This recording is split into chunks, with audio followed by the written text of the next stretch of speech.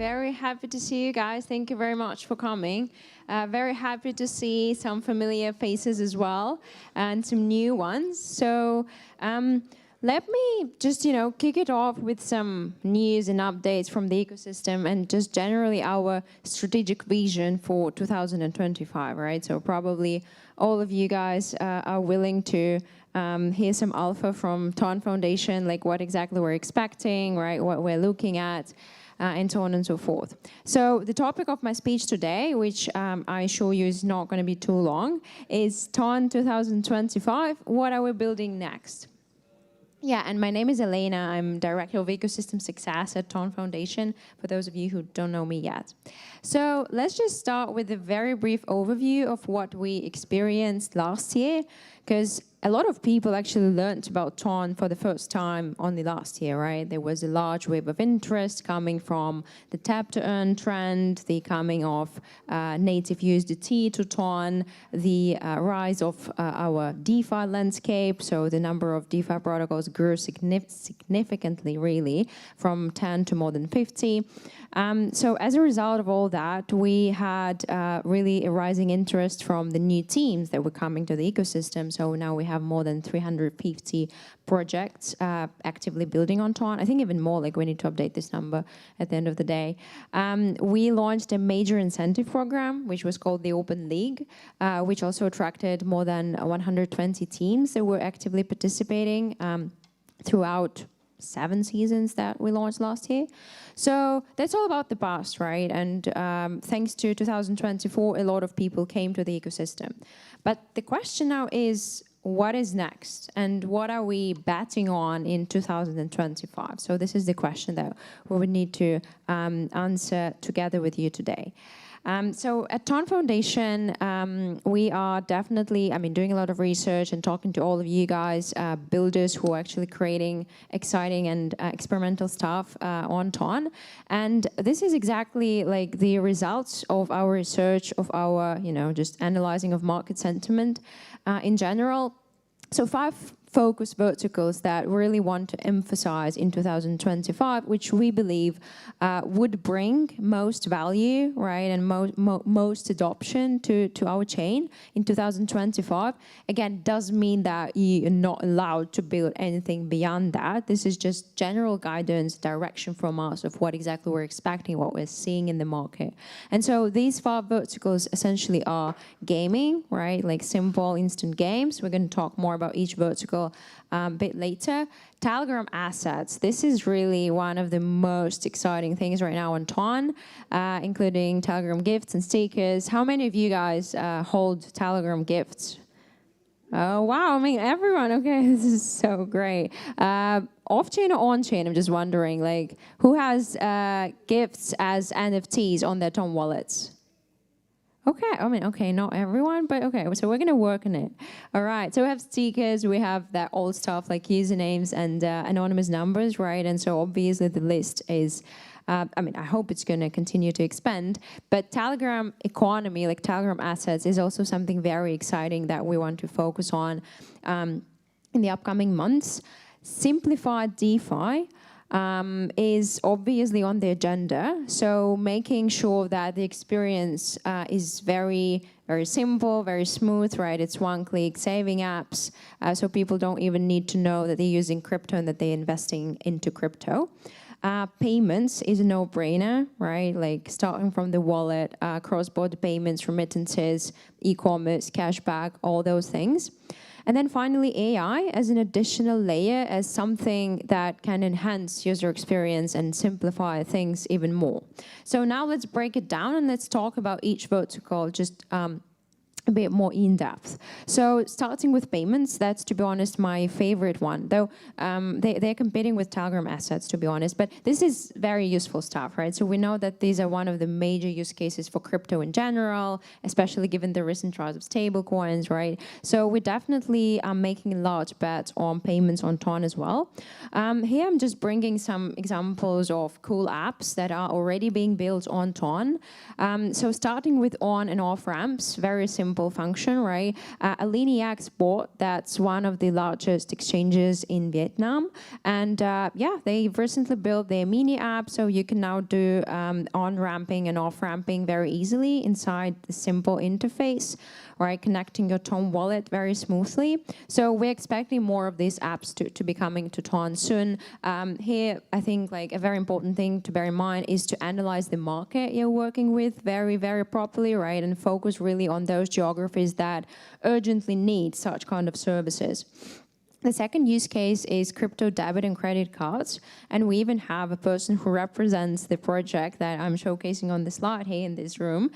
So holders and their mini app, which essentially allows you to open a crypto card in a few clicks inside Telegram and inside a mobile app as well, right? And then just using this card for real world purchases of goods and services.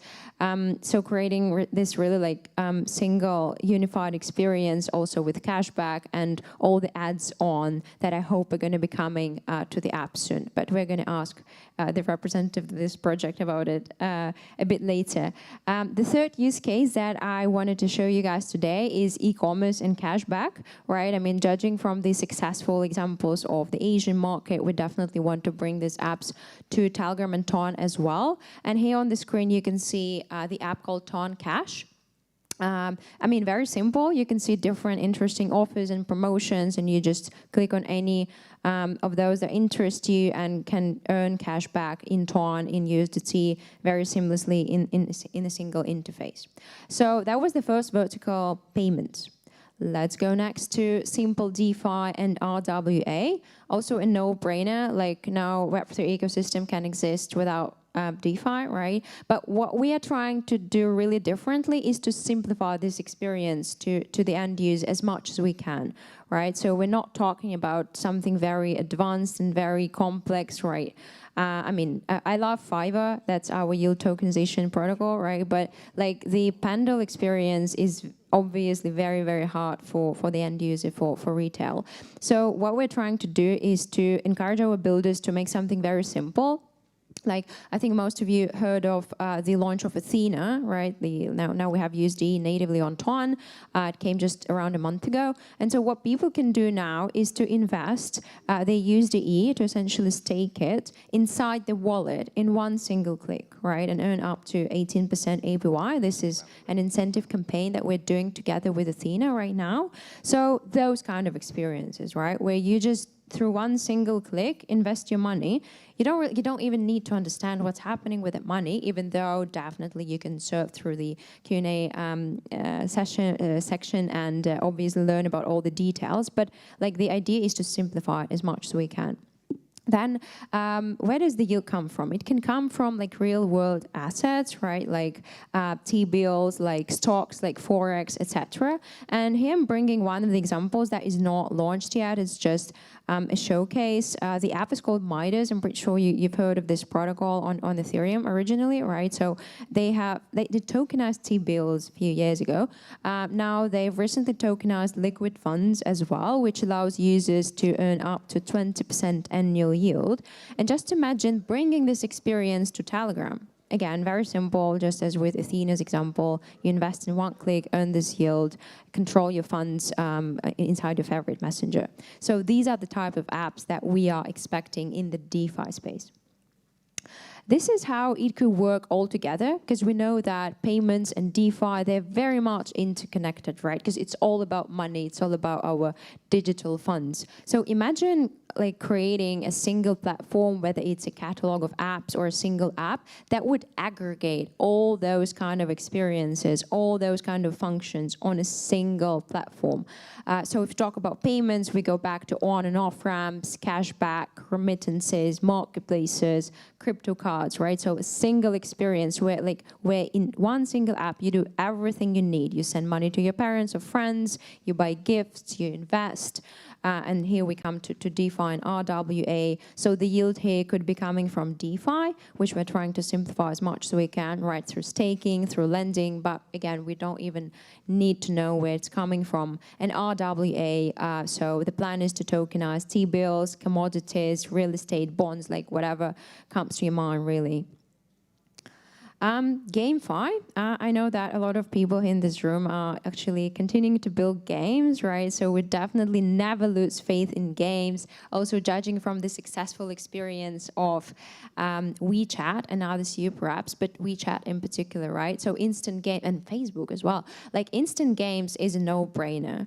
And we definitely want to continue enriching this experience and experimenting with new types of games on Ton this year.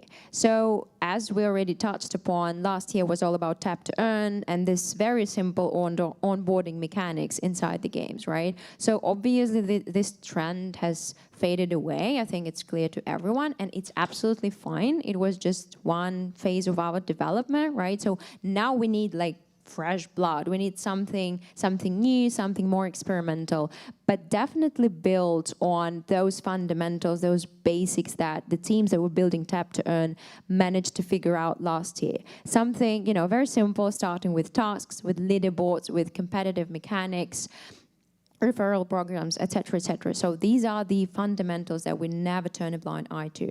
But talking about the types of games that we're expecting this year, we're definitely making a shift towards mid-core games, right? Like not only hyper-casual, but also casual games and social games, of course. And here are two very cool examples. I honestly love these two games. Can't help talking about them. The first one is City Holder. So they've reached over 1 million monthly active users at all-time high. That's more of a mid-core game. They consider themselves as the first build-to-earn game on Ton. The other one is Meme Hustle Bot. With over 300k MAU. It's an instant tower defense game with a very cool and fascinating meme coin narrative. The guys just presented at the recent Ton demo day, was last week. Got some interest from investors. And so these are just two examples, right? But like there is really no limit to imagination right now. As I was saying, like we never forget about the mechanics that already work, starting with leaderboards and different contests and competitive mechanics that you can integrate inside your instant game, and referral program as well, which definitely works super well. Telegram assets. That's the fourth category we want to talk about today. And again, like a lot of people in this room already hold Telegram gifts, right? But it's not the only Telegram asset that we are talking about these days. It's also about stickers that, let me remind you, only exist off-chain now. So there's a lot of space for improvement and further development of this exciting thing. Usernames and anonymous numbers is something that has existed for a long time already, but again, we should try to bring some new context here as well. And tokenized communities, right? Just imagine token gating different chats and groups on Telegram. So there is an example of Hubs, an amazing app that is experimenting a lot in this space. So unfortunately, don't have it on my screen yet, but you should definitely check this app out. It's a great example of how we can engage communities even more and give something like additional value on top of what existing communities on Telegram already have. So just to give you like the market understanding of what's going on with Telegram gifts, it's a 200 million market already. We have 200k active traders of gifts on Ton. Like a small remark, we include off and on-chain volume here as well, right? So it's 9.7 million all-time high daily volume, and we're definitely set to grow even further. Like for those of you who haven't heard about gifts, but I don't think we have such people in the room, what you can do with gifts, simply you buy them with Telegram stars first, so they exist off-chain, right? But then you can convert them into NFTs and hold them on your non-custodial Ton wallet. You can also send them to friends. You can wear them, so put them on your Telegram profile and make it even more beautiful. And well, let's wait what Telegram has prepared for us in terms of like additional functionality and features for Telegram gifts. The secondary market volume is growing steadily, so it ranges from 3 to 9.7 million daily. And here on this screen, you can see the examples of the largest gifts NFT marketplaces on Ton, Tunnel, Portals, Get Gems, and we have more, and we're going to have even more, I'm pretty sure. So stickers is also an exciting market as well. As I was saying, for now they only exist off-chain, and it's already $7.4 million in sales, and it's a very young market. So we're definitely waiting for more builders to do something exciting around stickers, right? And also for Telegram to figure out what exactly the roadmap here is. Stickerbot is one of the examples of marketplaces where people could buy stickers, and they would usually get sold out in even a few minutes. I think like the record was less than 10 minutes for some collections. So this is an example of Pudgy Penguins, for example, bought a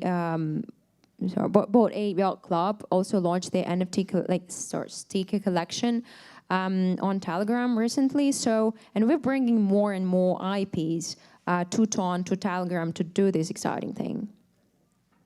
So just some random ideas that came to our mind when we were brainstorming with the team, what exactly we could recommend you guys build if you want to tap into this particular category of apps, right? So any cool game that would give additional functionality to Telegram assets, including gifts and stickers, is a case in point here, right? So there is a cool example of Dakigram. That's a game that essentially allows you to get some additional perks in the game if you hold gifts as NFTs on your wallet. So you just open the game, you play the game, you connect your wallet, and if you hold some gifts as NFTs on your wallet, you get additional points.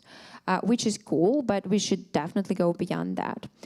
Sticker constructors, mystery boxes, interactive sticker games, profile wearables, analytic tools, marketplace aggregators. I was actually building this slide like 2 weeks ago, and now I've already seen 2 marketplace aggregators built just in the last 2 weeks. So we need to check on that. But I mean, again, you should definitely experiment, and you should brainstorm cool ideas, because this is absolutely not the limit that I put here on the slide.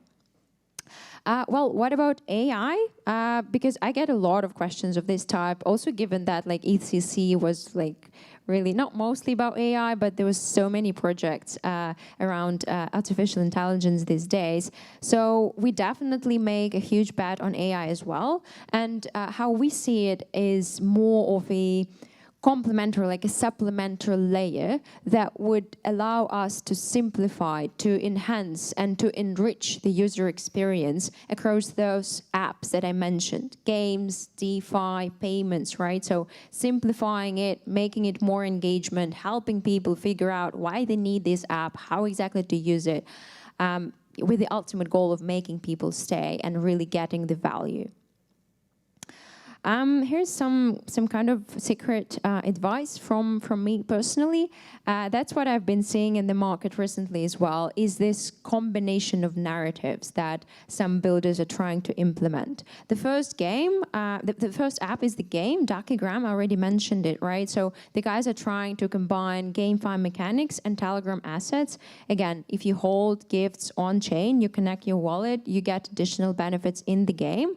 And I think the market, like the audience, really perceived it really well. So the game managed to attract over 1 million total users. They already gave additional utility to more than 50K gifts, which is super cool. And again, it's not the limit.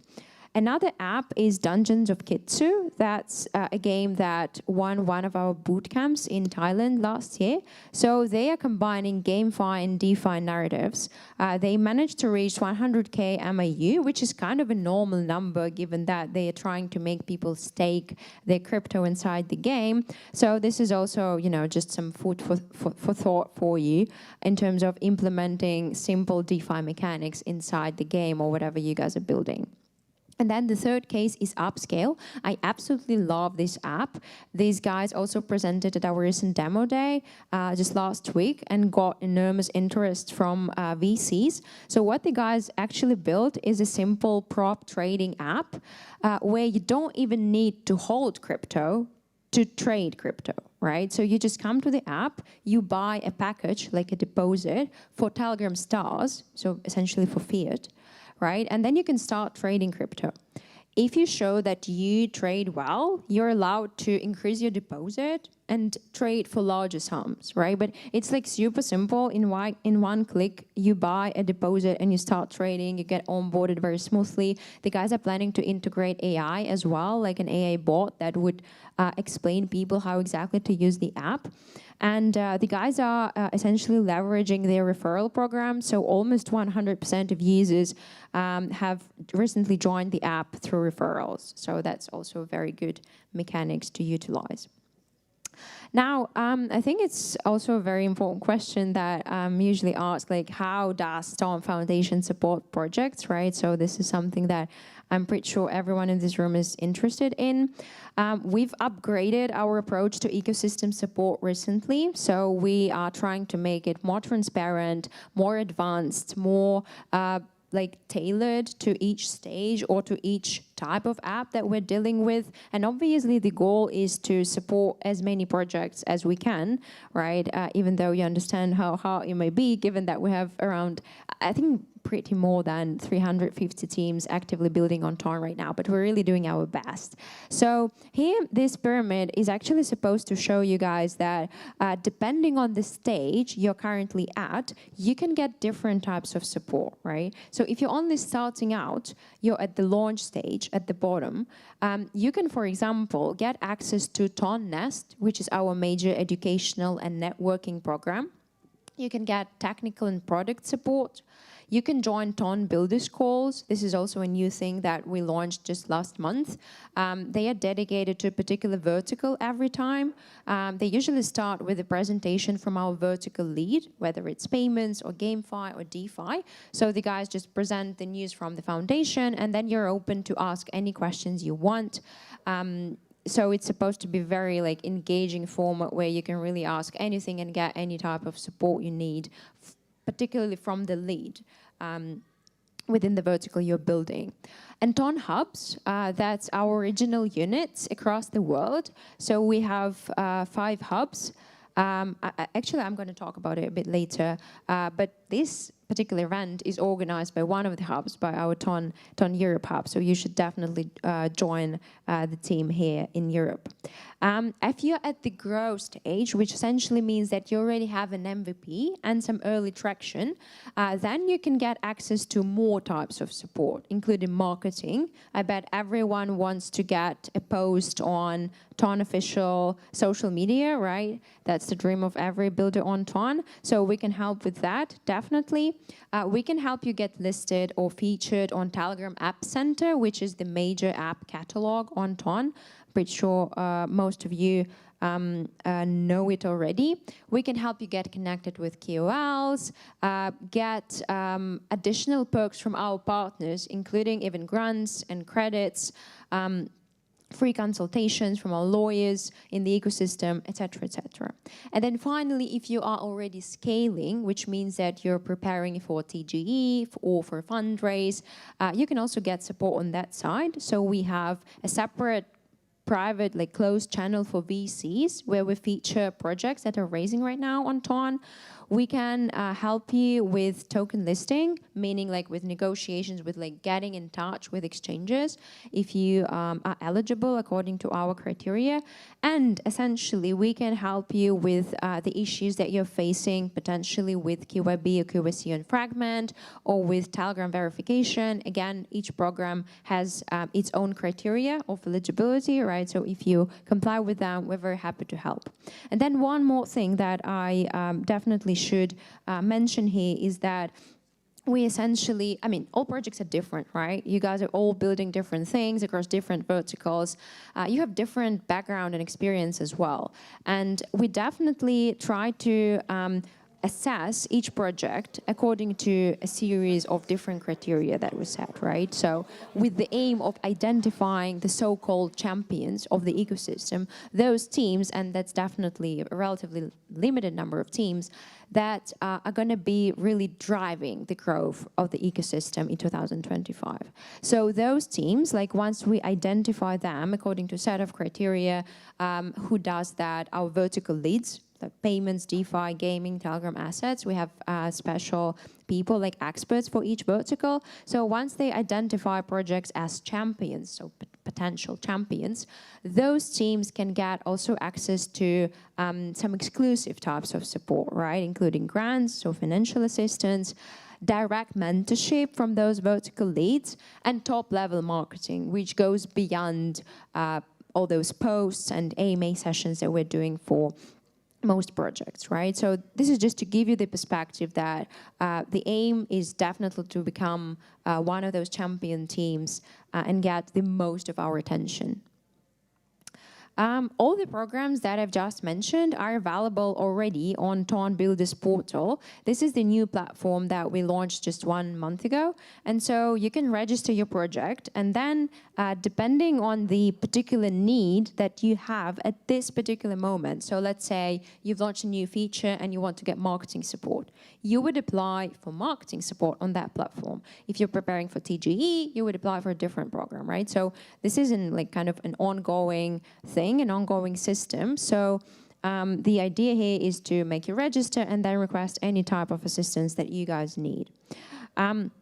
Just a few more words about our hubs. So as I was mentioning, we have almost 5 hubs. We're planning to open the US hub very, very soon. But for now, the 4 hubs that exist already are the Ton Europe hub, the one that is organizing this event today, East Asia hub, South and Southeast Asia, and the CIS region as well. So the American one is going to be open very soon. And so what Ton hubs essentially do, they are autonomous regional units of Ton across the world, and they do different types of events, including online and offline, like regular community calls, like meetups, like courses, road sessions, pitch days, speed networking, and a lot of things. So depending on where you guys are based, you should pick a hub.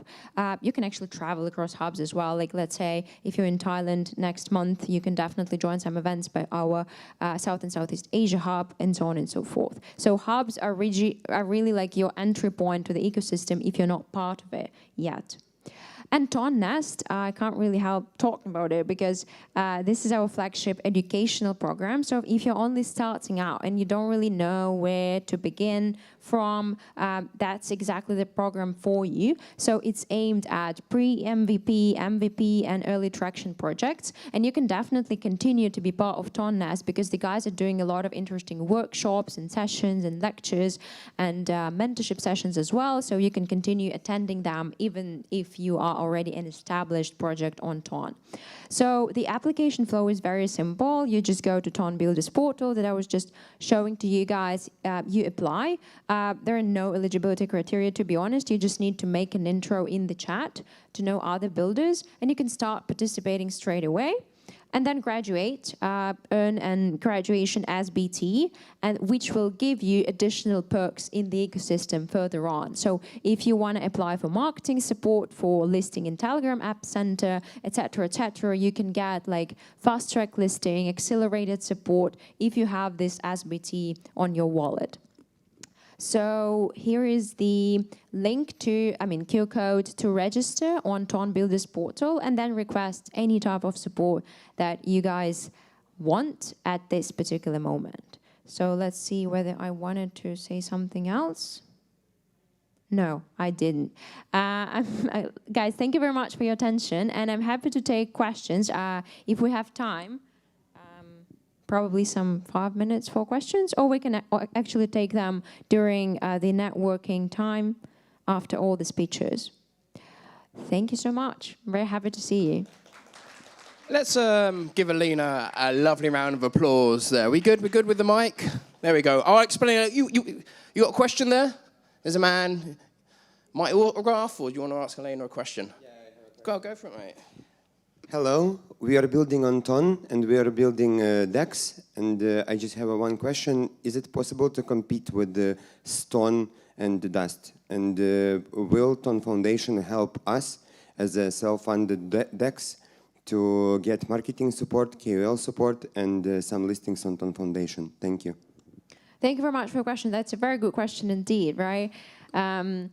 Look, it's always worth a try, I would say. So, no, but it's like, you can ask this question to any ecosystem, right?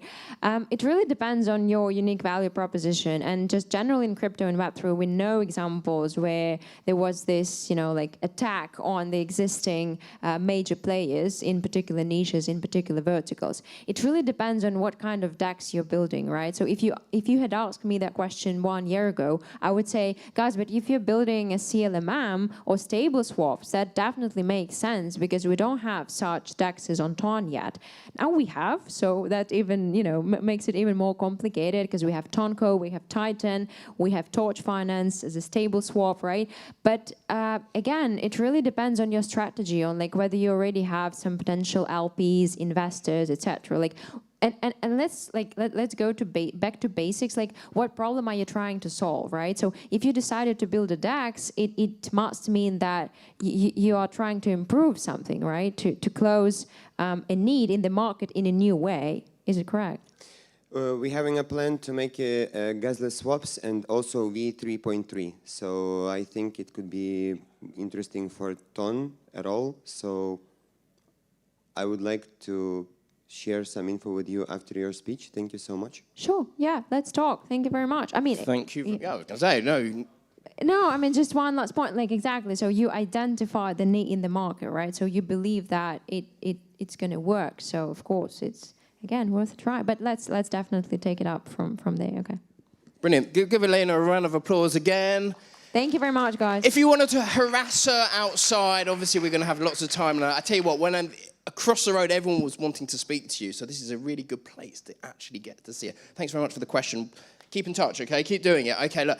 So we've got a really good lineup today, and I'm going to jump up to see the people there. There we go. I'll squat there. There you go. You zoomed in.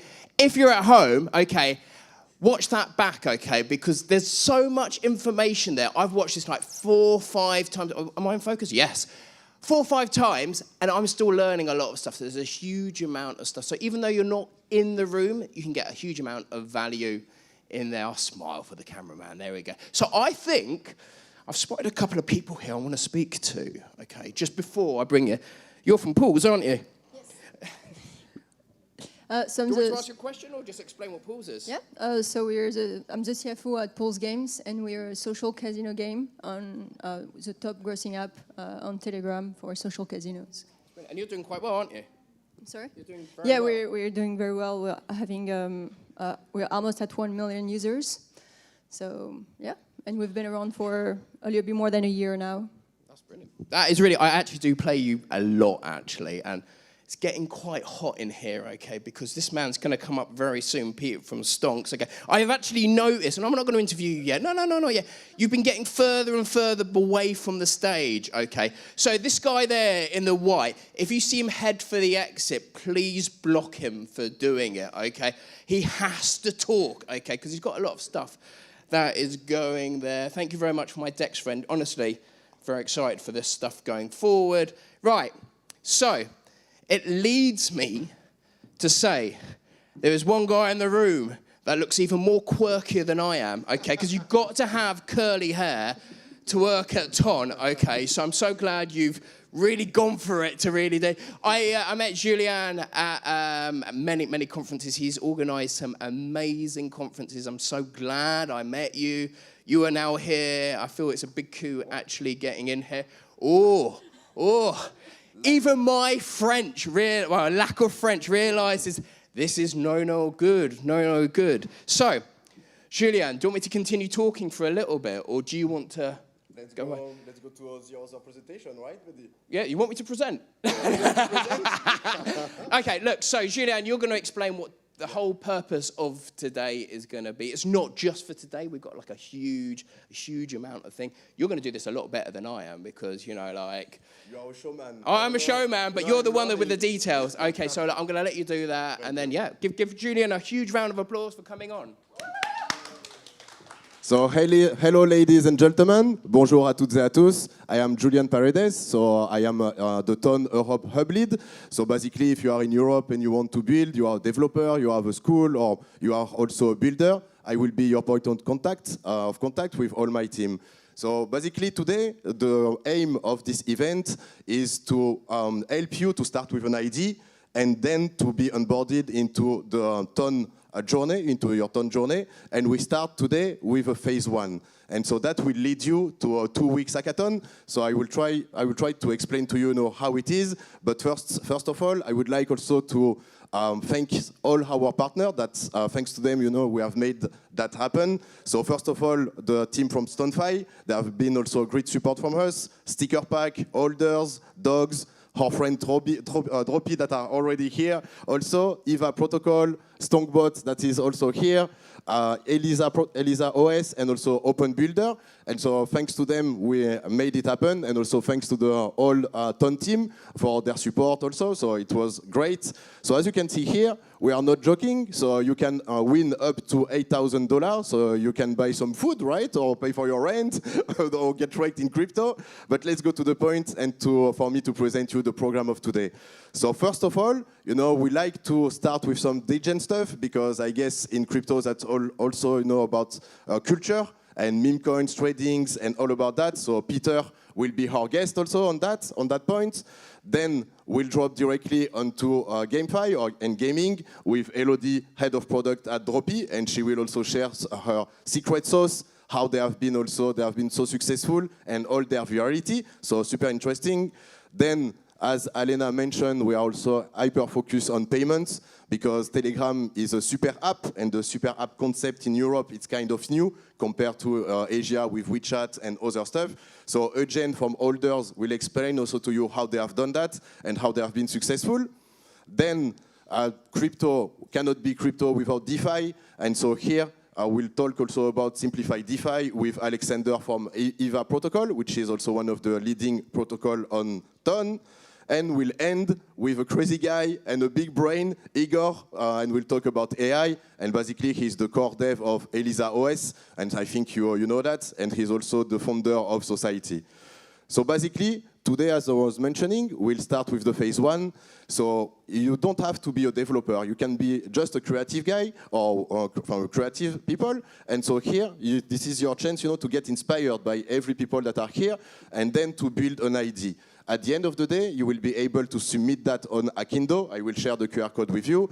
The only thing that is mandatory is to implement Ton Connect into your product. So Ton Connect is basically how you can interact with a wallet into your mini app, your game, your decks, or whatever. And then you will share your pitch deck, and you have until today. Don't take care about the 5 p.m. because we started a little bit late, so you will have some more time. And you can have also some more bonus points if you integrate all the different stuff that Alena shared before, like the Telegram gifts, the stars, the stickers, and all this kind of stuff. Then you will enter into the phase 2. So the phase 2 is totally online, and so you can be at home with your friends, or as I was mentioning, if you are creative people, you can also, pitch your idea to other developers to make it happen. And so here, same thing, you will need to implement Ton Connect. Obviously, you will need to submit your code on GitHub. Please use a new GitHub and not an old one, but if you are a hacker, you already know that. A demo is also something really useful for us to see your product and the flow that you want to propose. And of course, any product needs to be documented, right? So something that would be also useful, and that's basically here the judging criteria. And that will start today, and it will end on the 18th of July, and we have some, 3 days to pick the winner. You will be invited to pitch online, and then you will receive also the huge prize that we have setting up together. So this is the QR code of the Akindo platform. So it's like Dora Hack at some point, if people know that. So you can just scan it, apply there. There is already, I think, more than 90 builders already competing online. And so I hope that you will also manage to go there. We have also some flyers that the team have done with all the QR code. So we'll distribute that to the people here in the room also. So you have it. You don't have to rely on that. And I guess, as Alena said, you can also already join our different Europe communities. So here you have the Ton Builder portal, where you can take a look at all the support programs that we have. If you need marketing, if you need to pitch your idea into our roast session, so everything is here for you. On the side, you have the Ton Builder channel. So if you want to meet the community, other builders like you, they are really helpful. So that's also something really interesting for you to join. Hopla, and this one, basically it's our Telegram group and also our X account if you want to get updated and to follow us on X. So I guess that's it for me. I don't want to take too much of your time, but I think it was important to share the structure. And now, let's go with the trading and degeneracy, as we say, and with also my friend. So maybe also, Martin, you want to do some show, right?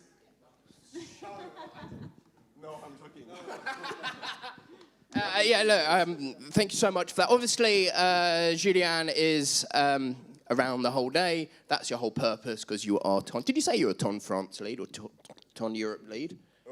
Europe. Europe. Is that how the French do it? Europe? Europe. There we go. How do you pronounce it? Europe or Europe? Europe. There we go. Europe. Okay. Europe. Okay. So I'm really glad to have Peter here. Should we just do your whole presentation now, or? There we go. Look at that. You're Stonks. Okay, look, so Stonk's done really well on TON, and there's quite a few things, you want to explain and everything. I'll tackle some issues. Don't worry. There we go. Thank you very much. No, you go for it. No. One. Well, my name is Peter. I'm the founder of the Stonks trading bot and the platform where you can launch all the degens. There'll be loads of people probably explaining everything about their products, and everyone will be talking how Telegram is great and TON. I will try to tackle some issues, and I try to explain what needs to be done, what's supposed to be done. All right, but let's start with some core strength. So as you know, anyone who builds on Telegram or trade or do anything, there are some advantages that we have that no one else have. I mean, some of them have, but we have loads of them. Ultra low transaction costs, right? I think Telegram is the cheapest network, a part of Solana. So that's a good thing. A scalable sharding architecture. We can have more transaction per minute than Ethereum itself. So that's probably the best. High flexibility for the app development, deep integration with Telegram ecosystem.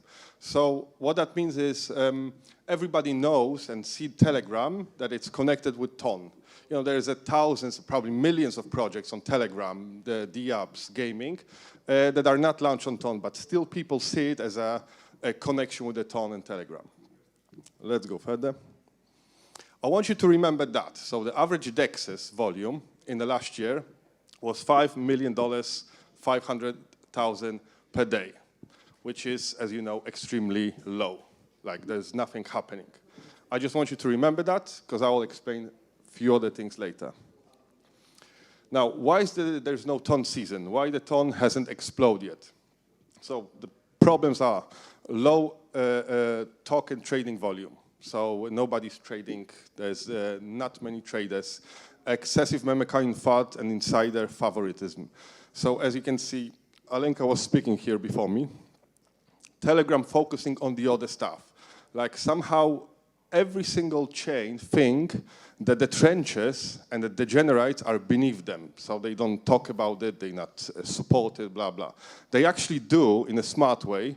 However, with the TON, there are always some issues with the, when something doing well, as example, there's no support from the top of the people in TON Foundation. Like, yeah, they support games, they support some systems from their own ecosystem, like, I don't know, Tonkeeper, TON Wallet, Bloom, which is all related to TON Foundation. There is like no space for everybody else. There was a question from the gentleman here, I think, I can't remember the name, about the new DEX. If he can get some support. So straight away, everybody was laughing. Alenka was laughing, and that's the issue I can see, right? There is a problem with the DEXs. Both of the DEXs, the biggest one, which are related to TON, they build wrong. They build on EVMs. That's why they're so slow. You have to wait 1 minute for every transaction, sometimes 2 minutes, sometimes 5 minutes, just for one transaction to go through, because they build wrong. So there are other people who try to build DEXs, which are, the TON's supposed to be as fast as Ethereum, or even faster, but they build it in the wrong way. So probably I assume what this gentleman tried to do is to fix that issue. And yeah, so that's the issue, I think. Meme coin food and favoritism of the ecosystem. So if you're already in the ecosystem, then obviously you get loads of support. If you're outside of the ecosystem, Then there are problems. Obviously, I see this pyramid with the new ideas, how this will change. So hopefully it will change. Another issue is a focus on user quantity over the value. So every time you try to get somebody to, to make some deal or something, they're always checking how many users you have. And we have a massive projects on Ton, Bloom, Notcoin, and so on, with 50 million users, 20 million users, 10 million users, 50 million users, God knows how many. But the truth is, most of these users are very low value, right?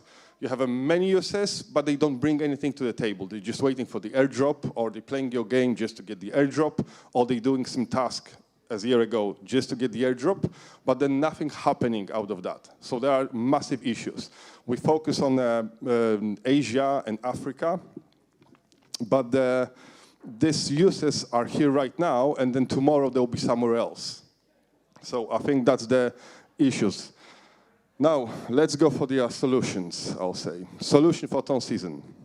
Number one, support for the project outside of existing cabal, right? So support you guys, basically, the people who are starting, the people who are building new games, new DeFi, new everything. This is what it's needed. Now, I'm not talking about only funding.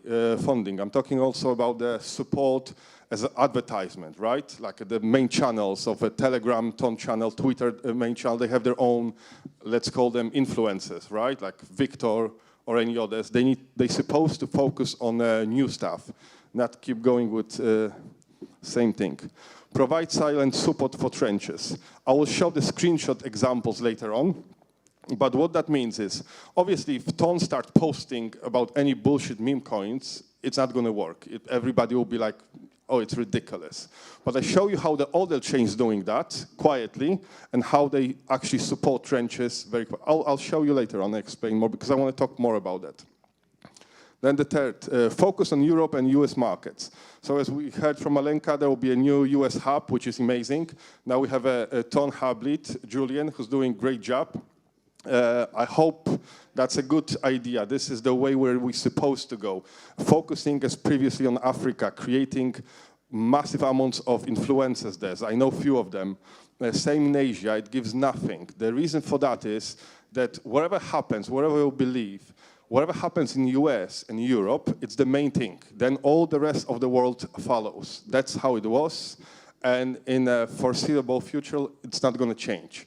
As you can see, everything what's happened in Solana or Ethereum is the biggest thing, right? Now, organize frequent hackathons with strong media backing. So the previous hackathons were very small. There was no real prizes and everything. And still there was favoritism towards the, how to say it, from the people that they were known by the ecosystem itself, right? It happens before. If any one of you in the last year work on Ton, they know it, everybody knows about it. But hopefully it will change. As I said, I spoke with Julian, there are big plans here. Then the fifth option, secure valuable partnerships. So the problem is when the Ton or Telegram create their own stuff, let's say stickers, again, blah, blah. This is the same, still the same community, still the same people. The people who are buying the gifts from, or stickers from Bloom are the same people who are buying stickers from another thing. There's no new users, there's no valuable new users. How are you doing this? There was one great news that goes around the world, spread around the world, which was the Grok and Telegram partnership, which then I think Elon said it's not ready yet. Then I think Pavel Durov replied that it's done, but they're just waiting for some small details. So that's what we need. Then a little bit of advertisement, what we did. Obviously, you have the second biggest launchpad on Ton. We made total, we gave in the rewards over 106,000 tons so far. There's a few options how to launch it. Anybody who knows how to use the launchpad and the trading bot will know. Anyone who's on Ton probably knows us already. We have the biggest trading bot at the time. As you know, the Ton trading bot left the Ton ecosystem completely. And yeah, there will be another QR code later on so you can check yourself. I don't want to do advertisement here for too long. So it's the same thing, lightning fast trading terminal. There's a few options. You can add yourself liquidity pool. You can use with the virtual liquidity pool. We have a full web application, Telegram mini app, Telegram, and what we have else? We have a connections between both of them. So if you use the account on the web, it will work on the Telegram and other way around as well. Now, what's the missing in the ton season, right? We have a little ton season last year. I would say from February till about July, there was a volume, people were making money. This is the time when toncoin was coming, and loads of other meme coins and all the other utility projects. The problem, what I see, is there is no meta. It's like in Solana or Ethereum, yeah, there are thousands of traders, and they're looking for a meta. So let's say there was a mooding, and everybody starts, that makes a few hundred millions, then everybody start launching some zoo tokens, zoo-related tokens. There was a meta for AI. Now we heard about the AI in the Telegram, but it's a meta that was a few months ago. It was for a year. It's all, this technology. There are basically agents from the few main that's just agents from the few main engines. So it's not like something great technology they're building. It's just there was a meta for 6 months or 8 months. There will be another new meta very soon. And now we're talking in a ton about the AI agents, which in Solana and Ethereum is just it's a past. They're just looking for something new. AI integration in Telegram, that would be great. So I think the Grok, and as I said, and Telegram doing something about that would be amazing. You have already that on WhatsApp, for example, so you can ask any question on WhatsApp, and it just finds you immediately, wherever. And institutional adoption trends. So what I mean by that is, in TON, there are few, as Alenka, I think, mentioned as well, that they can give some support. There is a few VC, venture capitals, like Top or Animoca brands and few others, very small. Usually they were funding the people from the same ecosystem. The reason for that is that I spoke with loads of VC. I've been in many events. I know loads of people, same as Martin. He's on every event. Probably he knows everyone in the crypto world. I probably know like 2% of as many people as he does, but I know some. And I always ask them, why you don't want to invest in TON? Why you don't want to help the projects there? There's loads of projects, great games, that with a little help, they could, thrive, they could be big, and then they'll be known. I think there are only 3 projects from TON, which is toncoin, Dogs, and Hamster Combat, that are on the main exchange, which is Binance. And they all told me that the problem is this: they don't want to adapt there, right? Because there is some ecosystem which is very closed, and they're scared that they're going to lose money there. So this is what we need to do, which is like convince them that there are changes in TON, and we can, and they can invest here and help other people. So now I'll speak something about the trenches. The core strategy, obviously, buy cheap, sell higher. It sounds simple, but it's really hard to do so, right? It's really hard to buy cheap and sell higher. Or launch your own token. I'll explain more about it in this. Why the trenches matter for TON? This is very important. So if you look at the Solana or Ethereum, obviously, as I said before, most of these blockchains, they disavow trenches in some way. They don't talk about it. They're always talking about the real projects, real stuff, blah, blah, blah, blah. They actually support them. And why is it so matter for them? When you have a volume, when there's millions of people trading, then obviously your own project has got attraction because, there's millions of people doing some stuff. Everybody makes money then. And even TON makes money at the time. They're taking a little percentage per every single transaction, right? Same as the DEXs, both StoneFi or the Dust. So where you have a game, for example, or something, then you have a bigger chance that these people will be valuable users. These are usually people who's got the money to spend. They also, as I said, in the second option, volume generators, bringing liquidity to the DEXs, right? So the people, they're leaving the money inside the DEXs, they use liquidity pools. They basically bring volume and they bring money, and that's good for everyone. That's what it means. Problem solves. So when you have a massive amount of users, they're usually interested in what's happening. So it's very easy to fix the bug. Sometimes I notice there are games or something, they're not being checked. You know, they don't have many users, real users. They're not being checked properly, whatever that is. It could be a trading bot, could be any game, anything. When you have a real users that actually trade, check, blah, blah, blah, blah, then it's very easy for you to repair the issues you have because they're checking them. That attracts, obviously, when you have a volume and everything, that attracts ecosystem builders. You don't need the people to build. They'll just come on their own because they know they can make money. But hopefully, it's all changing. Building challenges and the technical insight. So in the beginning, now it's changing. I just received from Julian, I don't know, 2 hours ago, a leaflet with all the QR codes for the key documentation. A year ago, the main issue was there was no real documentation how to build on Ton. You were like in an empty room, and you do something, you know, you build, it's wrong, then you have to destroy it, build again, and so on and so on. Optimizing for Ton sharding system, I think that was already done. And yeah, basically that's it about that. Missing tools on Tons. Advanced portfolio management dashboards. I don't think there's one. Cross-chain bridging solution. There's a few.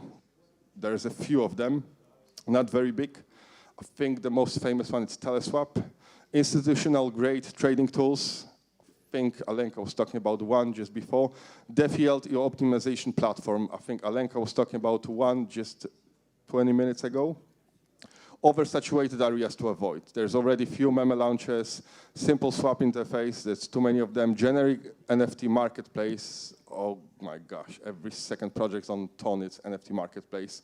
Copy-paste DeFi forks, which is loads of people doing. Something it's on Ethereum, they just copy that and put into Ton.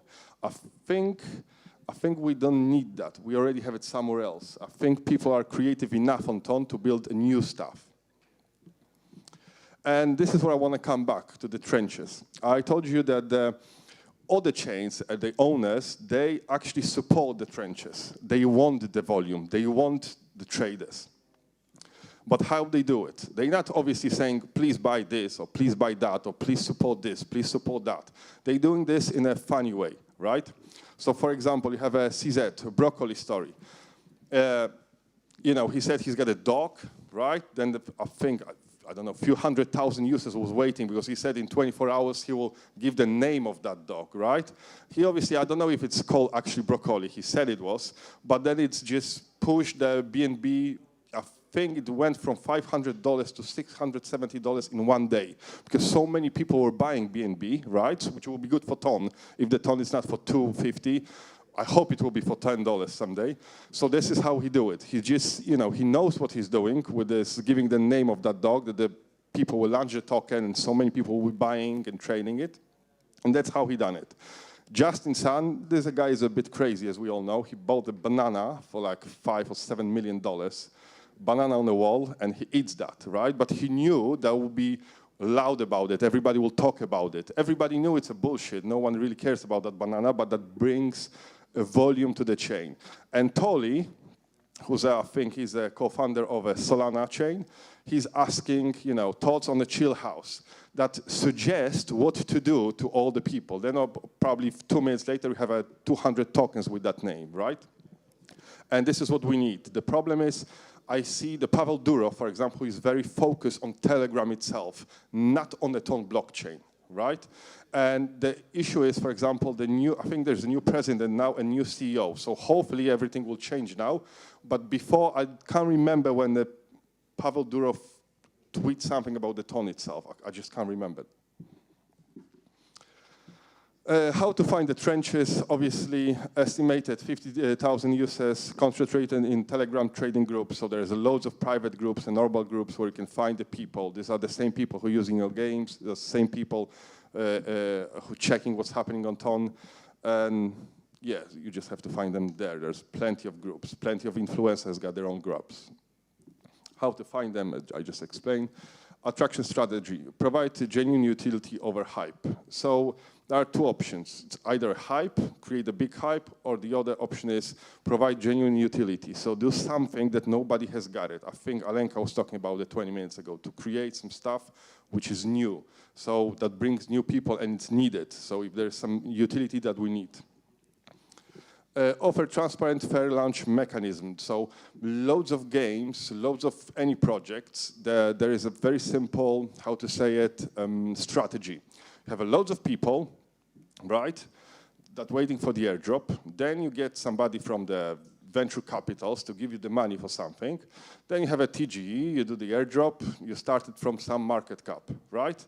Once the dust settles, everything goes down.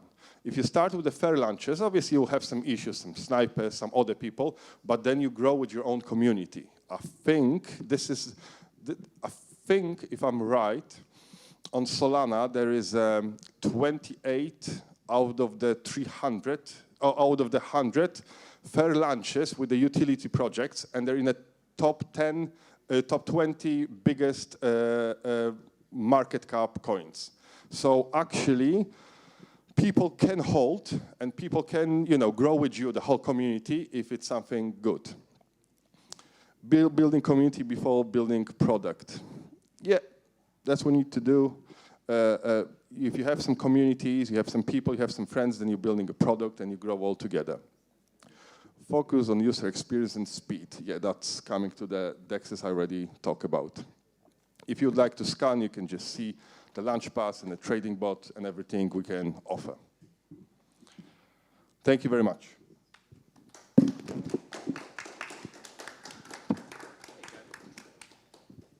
Very, very passionate speech there, getting a lot of it off your chest. So, one down, one much better to come up now. Always want to know about GameFi. This is a really good workshop coming. Also, one very good is you. To me, don't look at me like that. You don't know, unless you want to do it instead. No. Yeah, this is really good about GameFi. We've got a really good speaker all the way, really far destination from Paris in France. I don't know, do we put your slides on or do they just come up automatically? I don't know how this works. But the really good news is she's a professional singer. So if things go a little bit, right, we have a mic and we can do a duet. What are the good duets to be? I don't know what it is like. Don't go breaking my heart. Yeah, there we go, yeah. I don't know where this is going, but... right, so... Is that it? Are you droppy? Workshop learning from a droppy playbook? I think that is, yeah. Are you ready to go? Yes. Sure you've held a mic before. There we go. I've never done this before. All right, thank you for the intro. So I'm Elodie, I'm head of product at Droppy. We are a game studio building instant games on chat super apps like Telegram. And I'm really excited to share a little bit of our story, what we've learned along the way, and I hope that it can inspire you. Before I start, I'm really excited to be here because we have this hackathon mindset in what we build daily. Well, the video is not great right now, but we did exactly this about 3 weeks ago. We were at NFC Lisbon, another conference with all our team, and we were like, okay, we want to build a new game. We started from a sketch in a hotel lobby and really challenged ourselves, what can we build in 4 hours? So we got together, built a very, very functional, simple prototype. And actually, the video that is terrible right now is our team at dinner, getting fully addicted to the game, and it was impossible for the waitress to get our order. But that's how we like to build. And for the past 2 weeks, we've been building a V1 that is actually now, since yesterday, in the hands of our first users. We're learning with them. So we're quite excited to see where it's going to go. So basically, this hackathon is your chance to do the same. I want to share a little bit of our Droppy story because as builders, as everyone, we make mistakes as well. We started actually as a Web3 tool. We were a community engagement platform, and we had great clients. We had Ledger, Adidas, Sony, and we had good traction. But actually, at the end of the day, we were a nice to have. So this is the kind of moments where actually as a builder, you really need to take a decision. And we took this hackathon mindset and we were like, okay, we need to find an idea, we need to find something new and build it fast so actually we can fail fast if we need to. So this is how we built our first game, Droppy. We pivoted to GameFi on Telegram. And because we saw an incredible opportunity and decided to jump in. We were like, okay, we don't want perfection. We just want to build. No need to raise money for this project. Let's just go. Fast forward, I know some of you are going to say, oh, you're showing big numbers. But well, it's actually some of the things we're kind of proud of also because we have a big community of like 12 million users. Some of them are, and we have a really good quality of users who are actually here today, helping us with our new games, testing with us. In 3 months, we were profitable, so that was quite exciting. It's actually coming also from 2 years of building another product that was very, very far from that. And in the past 3 months, we had 1 million in revenue. Also, as I was saying, our community is very important for us, so we have a really engaged community of gamers all around the world. Some of us are really in touch daily with them. A lot of them as well are exchanging ideas, are exchanging strategies on the social media. We have around 1K daily posts on different platforms. So now I want to share a little bit of insights about our studio philosophy, how we build. So of course, Alena has shared a little bit of information with you about what is GameFi on Telegram. So what we do, we build intuitive game loops. We want fun, casual game with addictive mechanics that are very simple to jump on. We are in Web3, so community is actually essential. So our design is community first. We stay close to them, we build with them, we get feedback loops regularly, and we make sure that we build meaningful experiences for them. And again, the last part is that we're in gaming. So it needs to be fun, and as it was mentioned also earlier, we wanted to have fun experience that are not only linked to a token dropping. So we've built mechanics that brings people back with rewarding incentives. We have regular giveaways, we have regular rainy rewards, and the idea is that, yes, we're a business, we're monetizing, but we want to give it back to our community as well. Another 2 items that are really key for us for everything we're building is really having this builder mindset. We really want to launch faster than ever. For us, an MVP is exactly where you can maximize your learning. You don't need to wait too long, just go for it. And also, we want to leverage platforms like Telegram and EthCC because this is exactly where the users are. It makes everything so much easier than being in Web2 gaming. And we really leverage also the power of their ecosystem where everything is integrated. So now let me dive a little bit more about how we build. So I'm head of product, so I think it's very interesting for everyone who wants to build to have, this is something we're very proud of. We build very fast. A lot of people come to us and be like, are you a team of 50 people? We're actually like 4 or 5 technical people here, and we really learn to build fast and to learn as fast as well. So the first item, we start small, but we start now. This is actually what we're doing with the new game. We shake something real, we test it with real users, and we learn and improve constantly. We're executors, so like we love to execute and iterate with data. So rapid testing for us is really, really important. We launch a new feature, we launch a new item, and we look at the data, and from that, if it's sticking, if it's working, we're gonna build on it. If it's not working, we scrap it back. Actually, there was also a lot of challenge for us with the data, especially on platforms like Telegram, because we have a ton of users, so we had to find the good solution.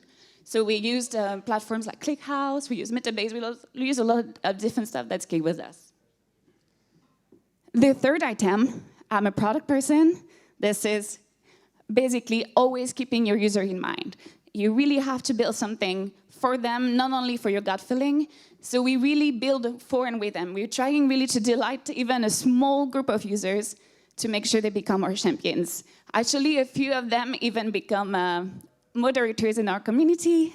Some of them are very, very dedicated, even have like they have like alarms all night to make sure to come back to Droppy and making sure that they keep on playing, they keep on having fun. The last point, which is very essential for us as well as we are a small team, is to do more with less. So we leverage all the tools available, like open source library, AI tools a lot, platforms, such as Telegram and Ton, to really give us a head start. For example, our new game, we use a lot of, our designer was generating all our assets with AI. And now, of course, part of our secret is using chat super apps like Telegram and Ton. For us, being on Telegram was really the ultimate launchpad because it gave us a lot of items that will help us ship fast and learn as soon as possible. So the first part, why we love building on Ton and Telegram, is to build fast and for scale. So we could use familiar tech, and actually Ton and Telegram have also tools to help build the ship even faster. They have templates, they have a lot of other stuff. And it really helped our team to use what they know and use it in a new market. It's also very, sorry, I'm out of breath. I'm talking too much. Singing is actually much easier. I'm usually dancing too, but... yeah, what was really helpful also for us is to acquire smarter, because we were able to tap instantly into the user base of Telegram. There was no download, there was no friction. Also, as builders, it's really, as we say, we build, we iterate, and we need actually to make sure that we don't go through people need to what is the word to update? Yes. So your team doesn't need to, our users don't need to update regularly the application. They just basically see our latest rollout right away. Another thing is that also Ton was helping us grow virally with all the building and social features on Ton, and also the Ton ecosystem. We were able to scale very fast. So for us, we really some of the items also were mentioned by Elena. So we really used a rewarding incentive for referral build up into our gameplay to make sure that users just in one click can invite others. We had challenges, we had competitions, so a lot of other items that could help us grow very fast. We also build some synergies with other tools and other games that will help us grow very fast. One of the other items that was very good for us is, yes, we have our game on Telegram, but also we can have all our communication channel there. So Telegram was really our home base also to keep our user informed about what's going on, but also to make sure to reactivate them with push notifications. And the last point, we're a business. We all need to survive and make a little bit of money, right?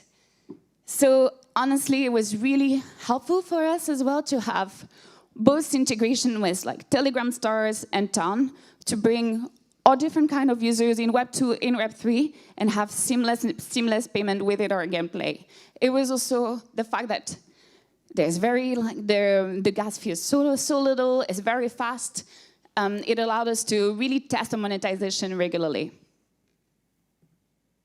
Now, a little bit more information about what we learned, especially about game mechanics. What we've seen, what works, actually, short, casual loops. We were building, our first game were kind of idle games, so very simple. The idea is like you use upgrade and progress to farm a specific, how do you say? So basically, you have one value that you want to grow that helps you level up. You have competitions. You have a lot of things that help you grow within the game. We use, as Elena also mentioned, we use quests, we use competition, and also live ops that we've seen a lot also in game 2 that keep the game fresh and not complex. We really, as we were coming also from a different field, the idea was to really start by reverse engineering successful game to understand the winning mechanics. We looked at game in Web 3, but also in Web 2, and actually also surrounded ourselves by people who know better that field than us. Another thing that was very interesting for us was tailored experiences. We took a little bit of a while because we needed to learn, and thanks to it, we were really able to tailor the experience based on user behavior to make sure that the gameplay feels very personal and addictive. In terms of the things to watch out for, game balance. This is actually, I haven't been doing so much math since like high school. At least it was useful. And this is one thing we've been really working hard to learn and to iterate on regularly. Progression was always stay fun and fair, and honestly, you can only learn by doing, making mistakes, and making sure that you adjust it very fast. Another thing to watch out for is in game mechanics and balance is bots. Bots everywhere. This is one of our biggest fight because you have a lot of very smart users in Web3. If there's a loophole, you can make sure that someone will come and find it and exploit it. So every day, every time we release a new feature, we make sure we try as much as possible to proof it against bots. And if it doesn't work, we learn along the way and making sure that our game stays fair for the players who are investing every day. Then, and actually, Guy, you know that this was my most struggle. It was live ops are amazing. So every day you bring something new, it's exciting, but it's also very, very time consuming. I was actually the one behind all of this besides doing all the other stuff. And you really need actually to anticipate it and really be able to build the right tools for it. And this is where when you have like tech genius in your team, they can really build everything you need so you can be better and also save more time. In terms of monetization, so the most part of our monetization actually come from in-app purchases. We also have ads, we also have cross-promotion, but what really worked is really having high-impact, low-friction purchases, something that is very clear for the user, that is going to help their progress, it's going to feel good, and also provide them with choice and flexibility in terms of payments. Another thing that goes a little bit also with segmentation is having smart timing. So we were always offering triggered offers when users actually need them. This was, for example, you're about to collect something that is actually really helpful. You can have a product that can help you also triple it, double it, times 20 sometimes. If also you are trying to save time, for example, having a fast forward, having something that will make the gameplay a little bit faster, save you time and make you feel like you're going to progress was actually very successful. The last part, that was with my friend, the Live Ops.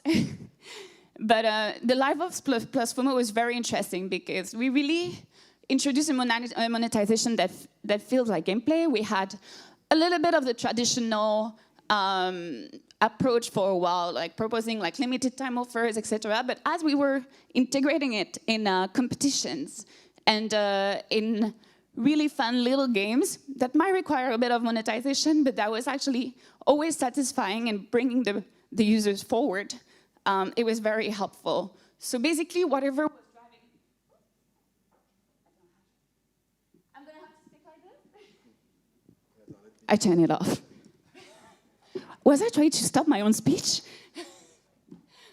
So basically, monetization that feels like gameplay, that drives emotion, that drives utility, it was very important. So basically, when you spend money, you want to feel good about it. And this is what we were really working on. In terms of what to watch out for, of course, whatever your products, your in-app purchases you're introducing into your game, it needs to have a high perceived value. If it's low, users, you need to make sure that users understand the utility, that is going to feel good and it's going to help them progress. Also, in terms of everything, all the different tools we were finding is actually we were proven wrong regularly. So we always had a very good idea. We were like, okay, this is working. The users are actually getting what they need to progress. It's helping us monetize. So let's keep on. Let's doubling down on it. And actually, users are like, I see what you're doing. This is not so helpful for me. So actually, it stopped performing. So yeah, I think Alena was telling a lot about the future of GameFi. There's going to be a lot more ways to engage and monetize. I'm a big fan of the gifts. I'm actually going to bother Ton to get some more at some point. But there's a lot we want to do as well there. I think there's going to be more and more ways to build loyalty, to build meaning as well in and outside of games. The players as well are keeping on being at the center. They're driving a really economy where they shape how the worlds evolve, they participate in governance, they own digital goods. There's a lot that we can really grow with, especially on Ton and Telegram. So now, for us, for our future, I think as we've always been doing. We're going to keep on riding the latest wave in gaming. We're going to keep on extending on the different, on our portfolio of games, keep on iterating, keep on learning, and hopefully keep on changing also the way games are built on Telegram. So another thought that actually I was not coming from Web3. And when I talked to my mom, when I talked to my friends, I was like, whatever I'm doing, it's impossible for them to understand. But I really do believe that GameFi is actually one of Web3 best gateway. Because instead of talking about white papers, token, it's very complicated, all this. But you actually onboard them to Quest, competition, and actually without knowing them, they did a transaction with a wallet, and now they're part of the Web3 ecosystem. So we'll see if I'm right, but I think there's a lot of potential there. So yeah, that's basically it from me. I'm really excited to see what all of you are going to build today and for the next 2 weeks. And if you want, you can come say hi on Twitter. Thank you very much. What's your favorite droppy game? What? What's your favorite droppy game? The new one, Beats. Beats? Yes. Beats? It's Indiana Jones meets crypto. It's Okay. Bridget Jones meets crypto. Yeah, exactly. Bridget Jones meets crypto. Okay. Right, thank you so much for that. That was really good. I learned quite a bit there. Got a few good people coming up. We've got Eugene. We've got Vlad.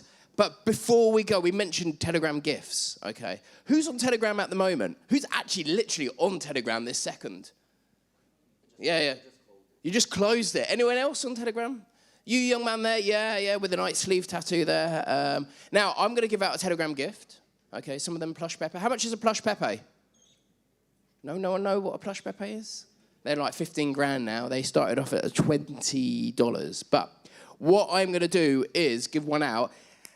Always compliment me, okay? This young man came down. He said, I love your style. You're on Telegram, aren't you? I'm going to send you something. I'm going to show you how easy it is. Okay, what's your name? Rob. Your name's Rob? Rob, yeah. Rob. Well, where are you from, Rob? From the UK, from Liverpool. From Liverpool? Oh, nice. Wicked, man. Okay, thanks very much for coming over. You crypto guy? Yeah, I am. You've not just come off to get the free booze and the food there. So look, I've basically just sent him my QR code to sign up. This is how easy it is. Okay, right. And what I'm going to do, that is you, isn't it, Rob? I am now going to show you how easy it is. Let's count 5. I'm going to send you a gift. One of my gifts, a Jack in the Box. I'm going to transfer it over. And now, like magic, it's already sent over to you. That's a Telegram gift, okay? I'll explain a little bit more later about that. But yeah, Telegram gifts is going over. And I'm sorry if everyone else is not there. I think we've got Eugene. He's going to come up and have a lovely chat. And then we've got Vlad from Eva coming after that. And then okay, you can shake my hand. Is this like signing us here? He's Alex. Why didn't you say when I've been saying Vlad about 8 times that you're actually Alex? I know now why, yes. Anyway, we've got Alex also from Eva. So we've got Vlad and Alex coming from Eva coming up. And then, yeah, some networking and some Igor as well is going to be coming as well. You want to see Stonks again? Right, Peter, you ready to do your presentation again? Let's hear it again. A bit more passion this time, passionate with the ecosystem. Try next. We can give it a go now. Should we do Peter or should we go for this guy? Eugene, okay? Thank you. Is this holders? Let's see. Elodie, how did we do this? That one? No. I love this. 3 dots this way? Should we delete it? Let's delete it and go off. No, plain account. It's in a foreign language. There we go. What does that mean? News, nes, povons, pas, ouvre. What does that mean? Oh, can't open. Thank you for that translation. What are we doing? Go on, let's retry. Anyway, what is holders? What else are we doing? I've got to say, Eugene's really good, actually. If you see him in town, have dinner with him, because he always buys it on his holders card, don't you? It's really easy. We do. Yeah, we do. It's really easy to top. It's really easy to spend it with. Yeah, but yeah, anyway, someone was already on the phone, so let's make it like kind of faster and kind of more like the show. So you say G, I say M. Come on. Say G. G. M. G. M. More. G. M. One more. G. M. G. Cool, let's do it. So now we can talk about holders, payments, myself, the new era of neobanks, and so on. Let me start with probably as long as 2009. Bitcoin creation. Why it was created? In general, the financial system was nearly be broken in 2008. There was supposed to be a new opportunities coming, and it's supposed to be fixed. That's the first point. Okay, get it. 2009. We move forward. There was Ethereum creation, the enables of the smart contract, basically the new era of the decentralized finances, and then we've seen lendings, stakings, and so on and so on. Basically, there was a revolutionary. Started in 2016, 17, then DeFi summer in 2020, and then we can get closer to the holders itself. The entire idea was created basically to restore the justice of and not letting banks release your funds, whatever you want, to go and withdraw them or spend your money with that. So it's kind of unfair, don't you think so? And basically the smart contracts allowing us to do so and allow us to do it in a trustless way. By the way, myself, I'm Eugene. I'm a BD and growth manager for Holders. And Holders, basically, the product overview looks like that. It's a bunch of the APIs, the connectors between exchanges, card issuers, providers, blockchains, basically QIC, QIT, services, wallets, and then the entire package goes to the end user. So whatever I think I have it here.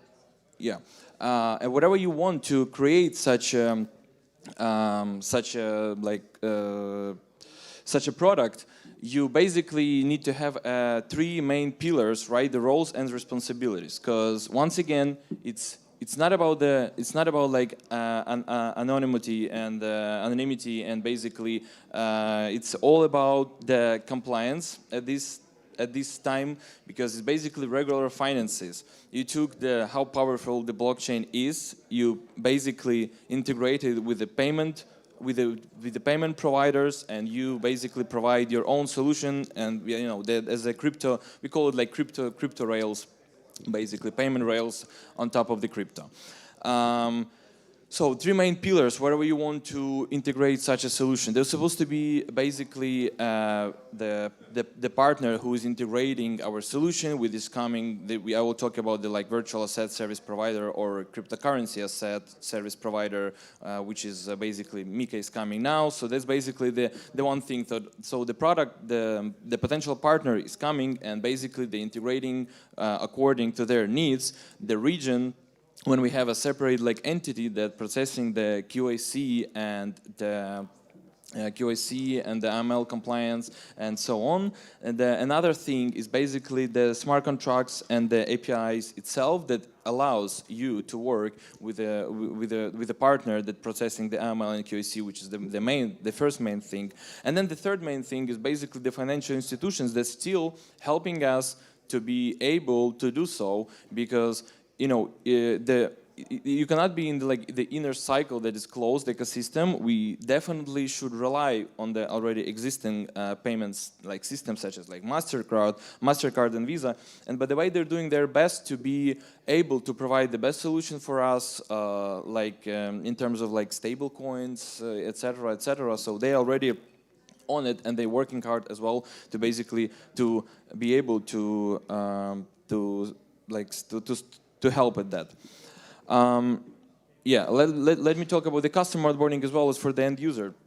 So we basically, of course, we have strict QAC guidelines, and the following categories are not eligible to onboard. For example, user residing or associated with countries under international sanction list, banned. Sanctioned individuals, also banned. And politically exposed persons, which are also banned, of course, to be able to use the products.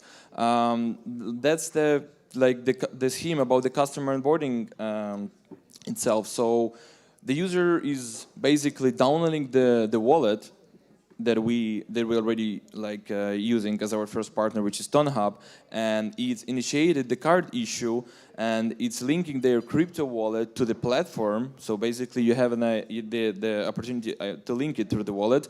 Then we basically initiate the check of the crypto assets that you are like topping up on the smart contract. Then we perform the check and share the result, process the QAT check, the know your transaction check result, and conclude a possibility of card issue. That means that your crypto is green, your smart contract is green. You're able to issue the card.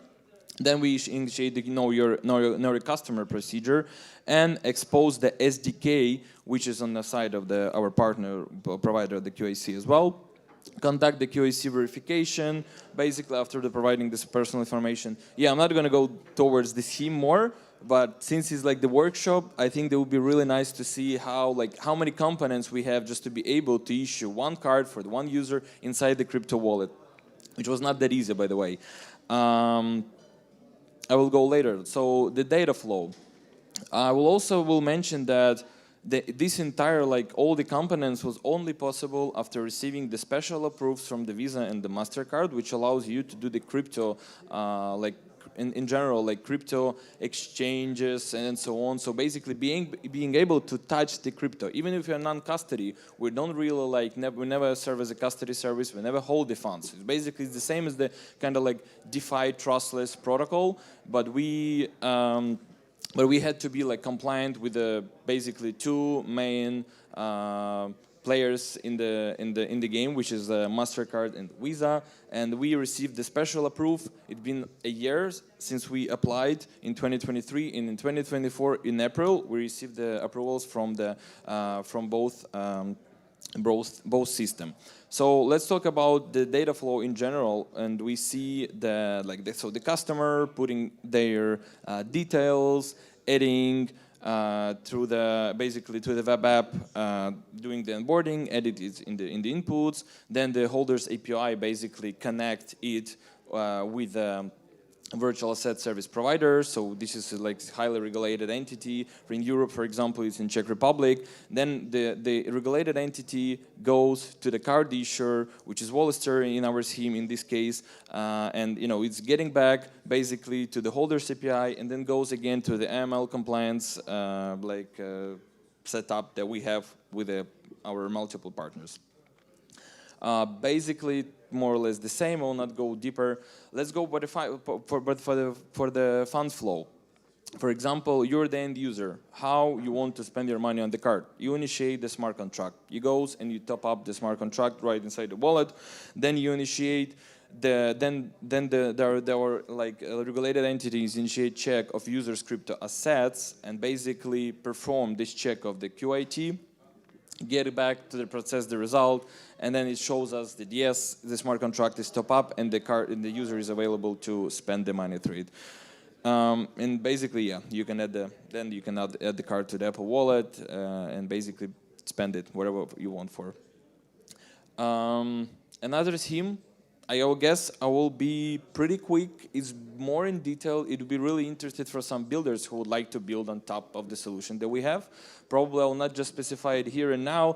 There is a bunch of things in terms of compliance that need to be specified and the people need to understand. I often receive questions like, do you have a non-QIC card? No, we don't.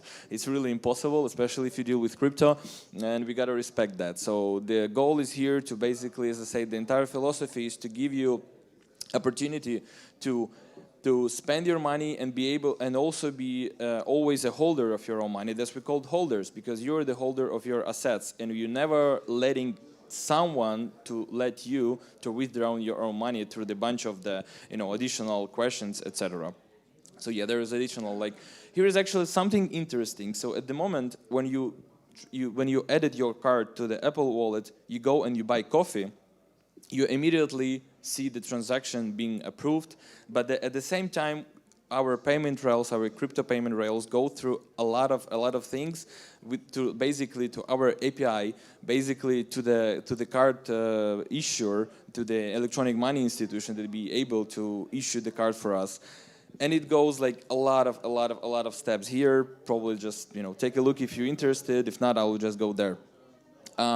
Basically, the card transactions is coming with the same compliance regulatory aligned things.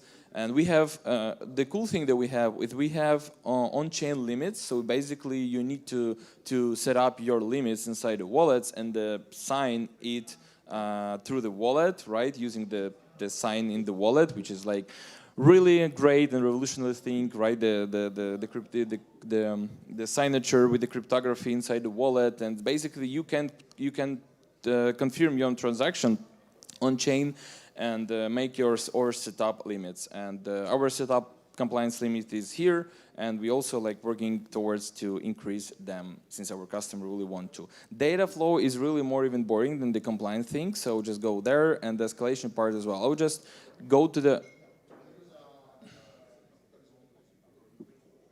oh yeah. Anyway, I will go to the last. I'll go to the last slide.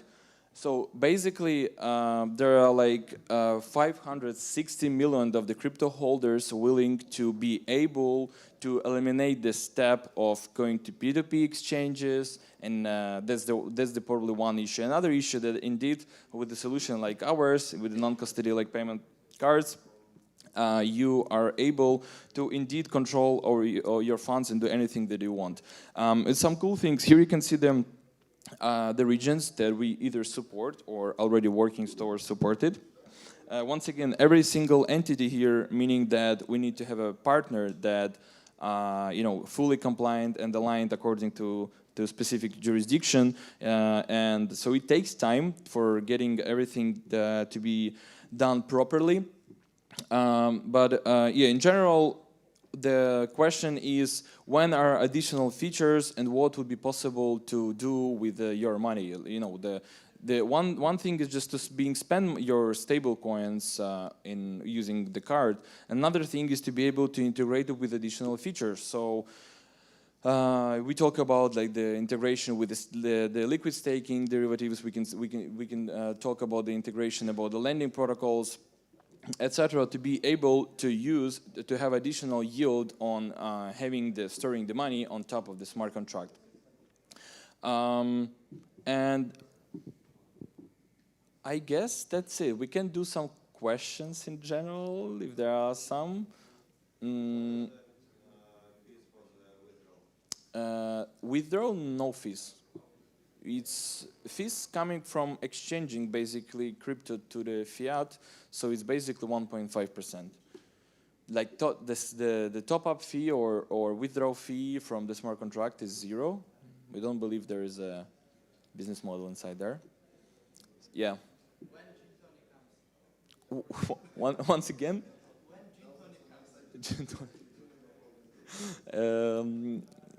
I'm not sure how to answer that, but I would rather answer like, when more stable integrations, when more utility for the stables and for the assets that you like keeping on the smart contract to get additional revenue, like the yield of farming on that. And that's the huge like product job as well. And we started working towards that because we see the big demand for that.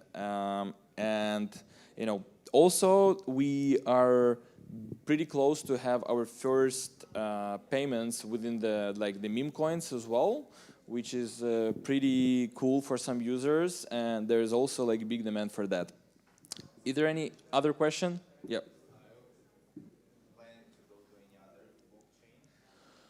Yes, we are supporting multiple already. You just need to explore it. Yeah, and by the way, Ton Hub is an app store. If not, you can find me, and I will be happy to do onboarding for you to show all the great moments that we have and how quickly it works. So feel free to find me right after the speech. So I guess no question. All right, then thank you so much, guys.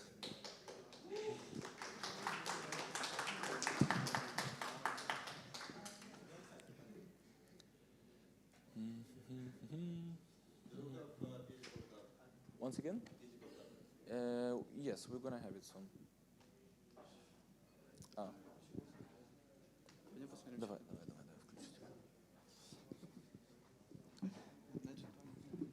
Я даже не понял, я думаю, ты угорали.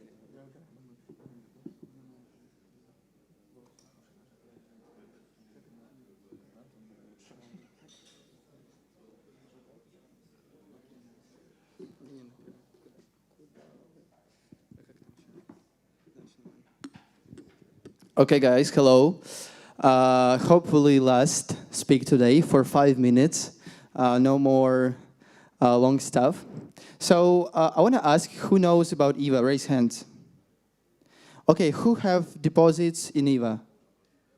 Okay, 1, 2, 3. And so quite a few people know us, and they know us because we're on TON for 3 years, I guess. We're one of the most OG projects. We've been in the game for quite a lot in TON, on the low and high periods of the TON. And we're invested by a lot of good funds, like Polymorphic, ex-Baring Vostok team members as well. So what is EVA? Today I want to talk shortly about it. For those who don't know, EVA basically is in a regional way, is a lending market, the biggest market on TON. We have all-time high about 100 more million in deposits. We have a lot of volume, even we're not DEX, like more than 1 billion volume. We have a lot of, I think we have half, maybe more, monthly TON DeFi users.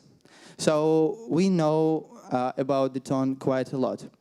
But what is it right now? Right now we are moving towards bigger vision for Telegram, and I want to emphasize this, that Telegram and TON is different. So if you build something, think about bigger vision of it. So we're not just giving lending opportunities like earning and borrowing, we're integrating much more. And I'm going to tell you about this a little bit later. So what you can do right now on EVA, you can just put your stable coins. Who have USDTs in lending protocols? Okay, which one? Please. Where? On which? Aave? Aave, yeah. Missing EVA. So you can bring actually USDT to EVA, do some interesting stuff and get good percent. And actually, right now there is incentives for USDE, and it's like alpha. Very soon we'll have incentive for one stable coin which is not USDT. I don't know which one. So you will be able to get good yield. So pay attention. It will be within months or so. Also, you can just, if you hold TON, who holds TON? Even a few. Okay, who know TON stakers? Also few. So with EVA, you can do leverage liquid staking for loops and get like 7% on your TON annually, which is very easy stuff. Also, you can borrow against some meme coins and other things, but this is more medium, more complicated stuff for those who understand lending protocols and understand, trenches. And the last trench step is, of course, leverage with DEXs, perp DEXs, yield protocols like FIVA. You can get like 14% yield from EVA, which utilizes EVA with their strategies. And FIVA is like Pendle on Telegram and TON. So what's coming? Right now I was telling about the basic functionality of any lending protocol, and this is EVA. But what we want to do is we want to become the DeFi super layer for Telegram. We want to provide a great experience for you as a customer in terms of getting yield. First, earning lending protocol. First, we want to provide you payment opportunity from yield. Just imagine you have your money on lending protocol, and for me, for example, there's a problem. You need to always withdraw money to some card, do off-ramp, or just move the crypto, and this is actually exhausting. So what we want to provide to you guys is an easy way to just put money on EVA and pay with card. And this is right now in the development. You can apply for whitelist on EVA app. Also, one of the really exciting things which we're cooking is classical loans with zero collateral, because on lending protocol, DeFi protocol, you need to have collateral. You put one asset and you borrow against it. So what we want to do is to bring real-world credit to users as well. And this is all under one roof in Telegram. So I think for retail, it's something really also nice. There is only one project which is quite popular in America. It's called 3Jane, and they are doing it for US. They raised a lot of money recently, but we're going to focus more on Asian markets. So stay tuned. In the next couple months, we'll release different features so you can have a nice journey. So this is it. I don't want to take more of your time. Hopefully, I think we can now talk without any interruption. Thank you for your attention. Hope you can eat some great food and drink some water or something else. Yeah, thank you.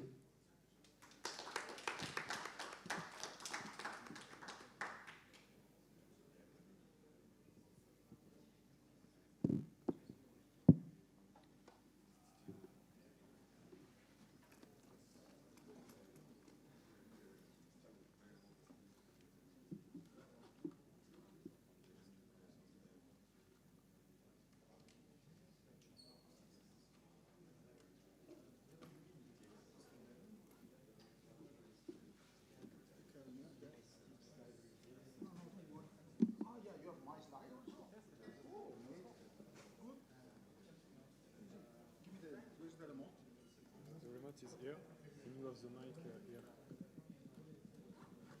You have everything.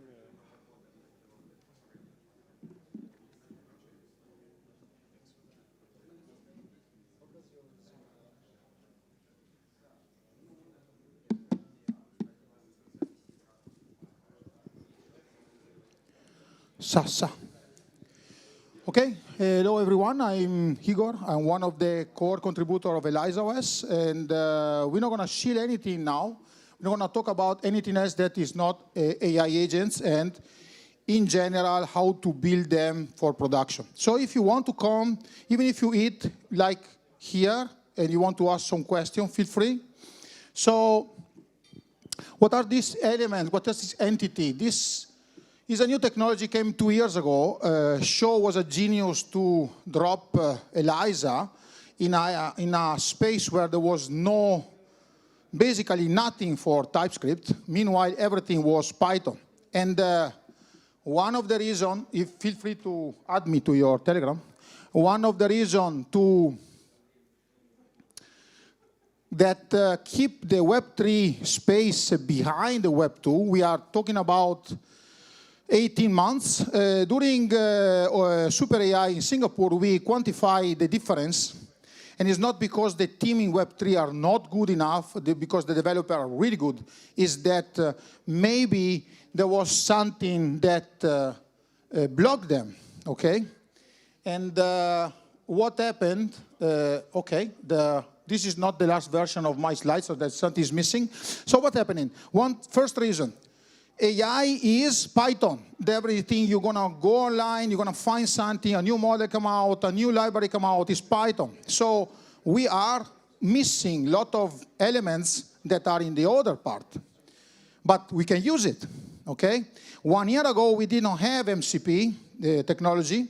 That is this new standard for creating tools for agents. Now we have it. So if you are doing online transaction or any online code, you can enclose it inside your MCP and use it from Python. So now we can finally close the gap. The gap is so big, we're going to need to work a lot on it. So what is the biggest troubles we're going to find? A limited amount of memory. Well, the current chatbot have a lot of memory, but the models that are behind it, so the LLMs, have a limited context. And this context is the reason why these agents are not reliable, because they're going to hallucinate. Notion capabilities, we need to build constantly proprietary tools to somehow do our business logic. The integration is still impossible. I'm not talking about Web3 only, I'm talking also about Web2. There is no agents for real talking with ERP. And the scaling. In Web3, we know that we have big difficulty on scaling our application. Imagine now that we're also going to have the GPU's cost and the cost explosion. Well, depending on the technology you're building, testing an agent goes from $2,000 to even $20,000, $30,000 worth just of tokens, because you want to test all of them. So how we build this entity? To make them reliable, to make them something that we actually can use in a day by day.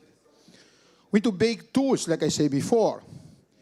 We need to create a really much better memory because the LLM doesn't provide it, okay? Memory with persistent context behind, across the conversation with the user, across the sessions. We need to personalize the agent because, well, I think my personal agent is my assistant. I want my personal agent to know everything about me. I want him to know what I do on Friday, what I do where I'm near certain places, like mall or stuff like this. And now we can give it to them. We can pass this data to the agent in a very easy way. Before, 1 year ago was like almost impossible. Now even the new iOS let us do something like this. We can create teams, and here is going to be the difficulty part, and workflows.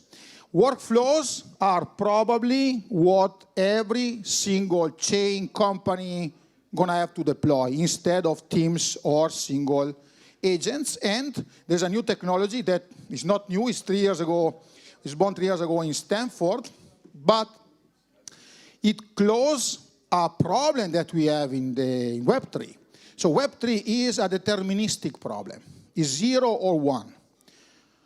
The agents are a probabilistic problem. It goes from 0 to 100%. With the SPY, we can go up to 90%, 97% reliability, even 98 sometimes, closing almost the gap over there. So the tools are superpowers. It can be anything. Can be on-chain tools. Can be create token tools. It can be, I don't know, browser tools. Whatever you want your agent to do, you need to provide the tools.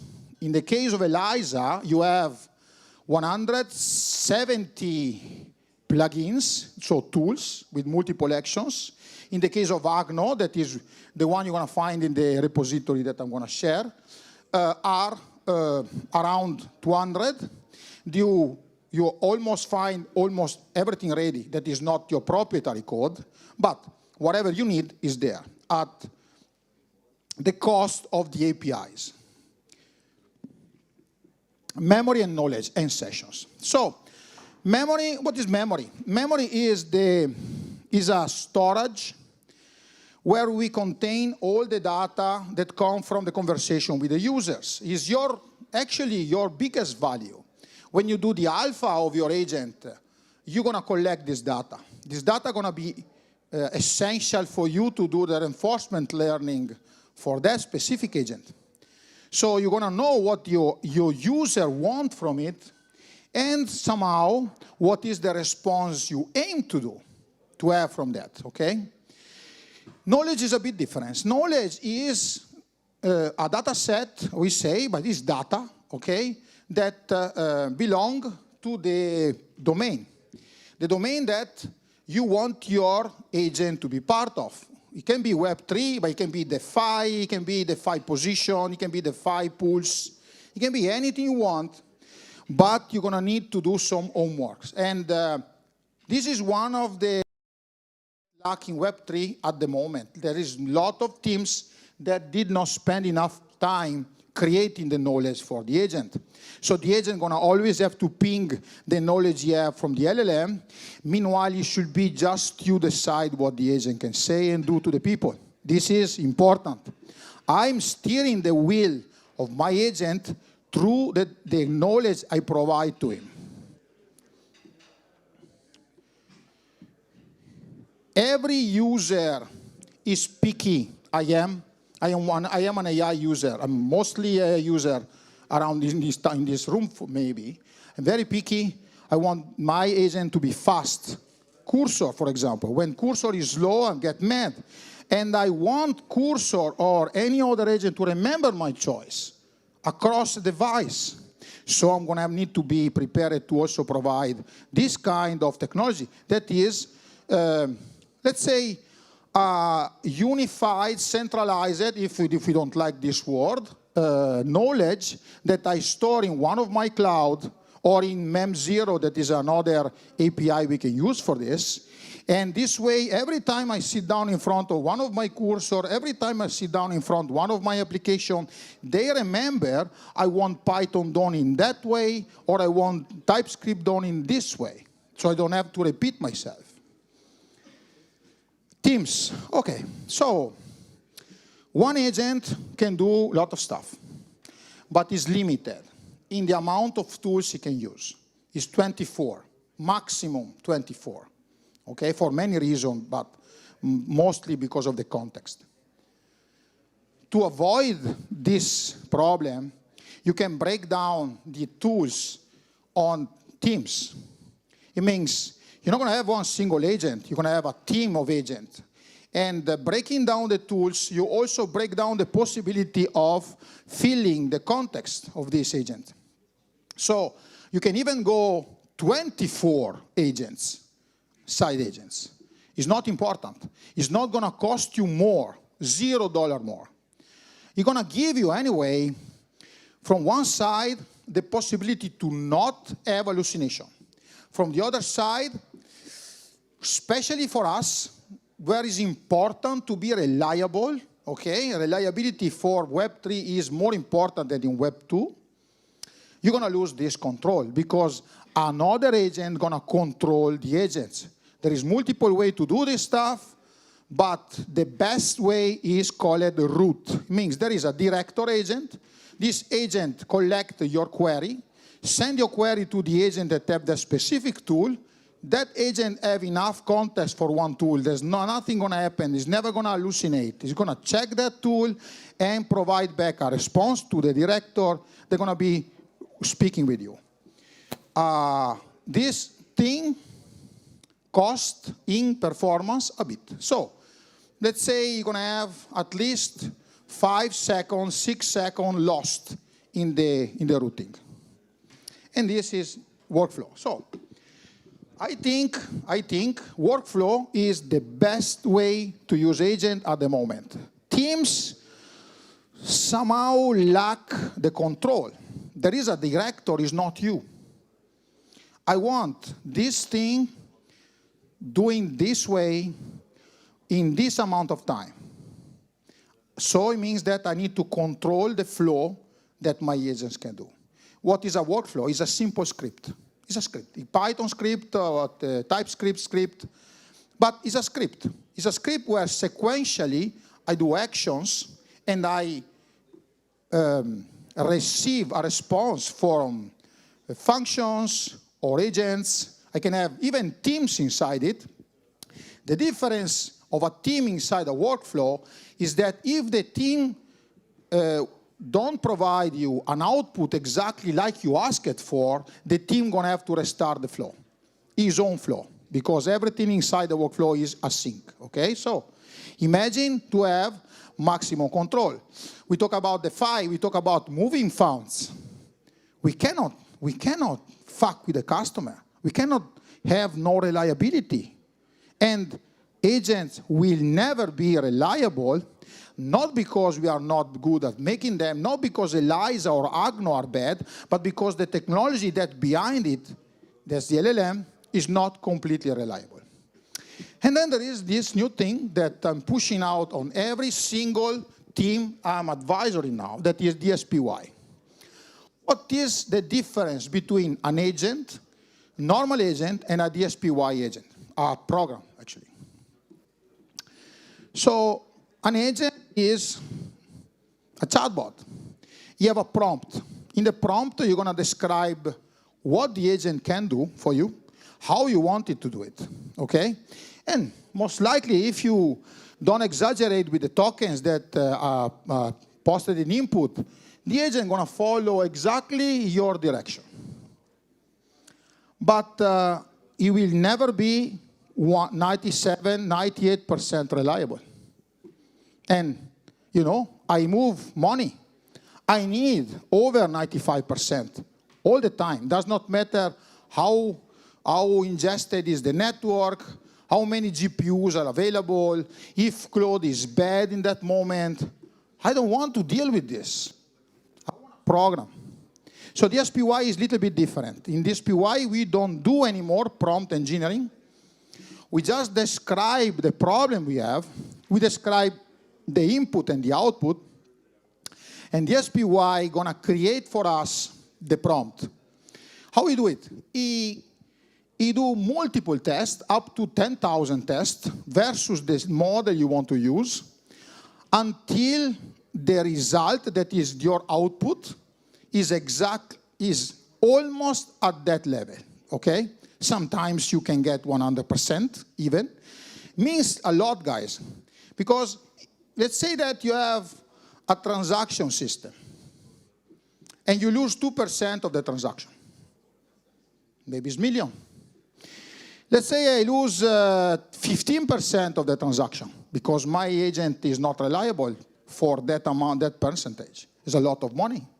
It's a lot of money. It's a lot of times when I'm wrong versus my customer, versus my user, so I'm going to lose the user. What is cool about programs is that you save them. So you're going to optimize one time your agent versus a 04 mini or 03 mini. And then your agent is going to always perform that way. You're going to be able to save the program, reload the program anyway, and you can run this on any infrastructure. It can be ELIZA, it can be Python, it can be any possible framework that you have around. So for us, where we need these specific numbers, I think the future for us is going to be the SPY. Okay, so if you want to ask some questions, if you have questions. Any questions? No questions? Okay, no question. Ah, fantastic. So, let's go on something interesting for us. Okay, evaluation. So, another thing that is missing in the market is the evaluation system. So, LLM, I don't know if you are familiar with LLM, I hope. They have an evaluation system. There is multiple of them. We evaluate how they perform math, how they respond to the user, how they respond to a basic set of questions. But it's only text. Agents need more than that. Agents have text, they have actions, they have tools, and they have a lot of other kind of interaction. They have memory, they have knowledge, okay?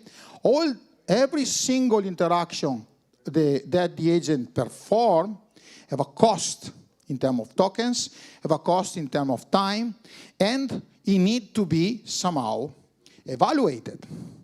So when you create your agent, you just not have a chatbot there that maybe move the money from A to B.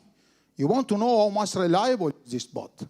And the way you verify this is by using, for the moment, your own evaluation systems. There is no centralized or decentralized evaluation system for any of the entity yet in the market. This is going to be probably next big billion company building this. So somebody going to build this, they're going to have really pretty much success. Also because how it's working now.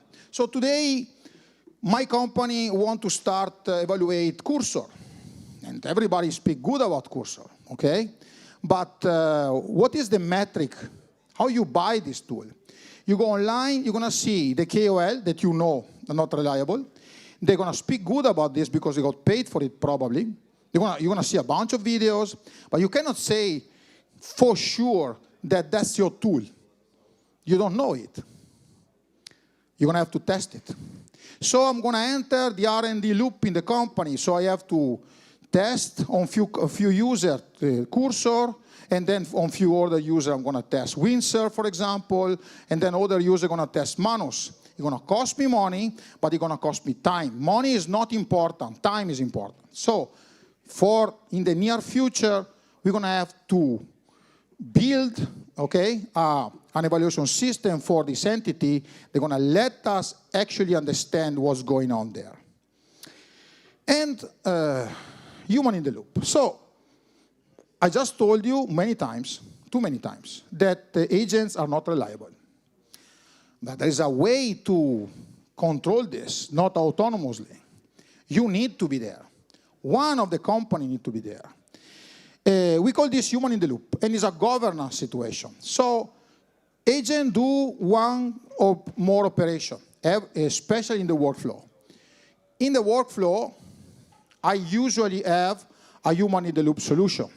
So human have to say if the output is okay or no.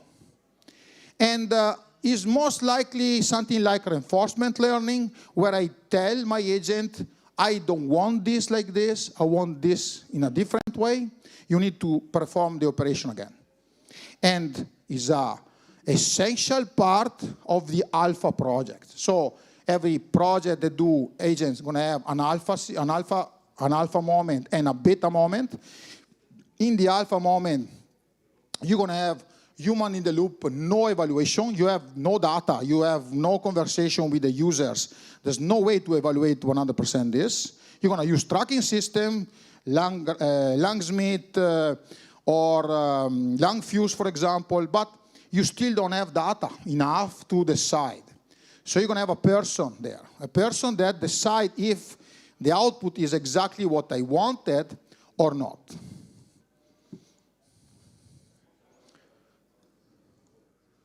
Okay. So, MCP.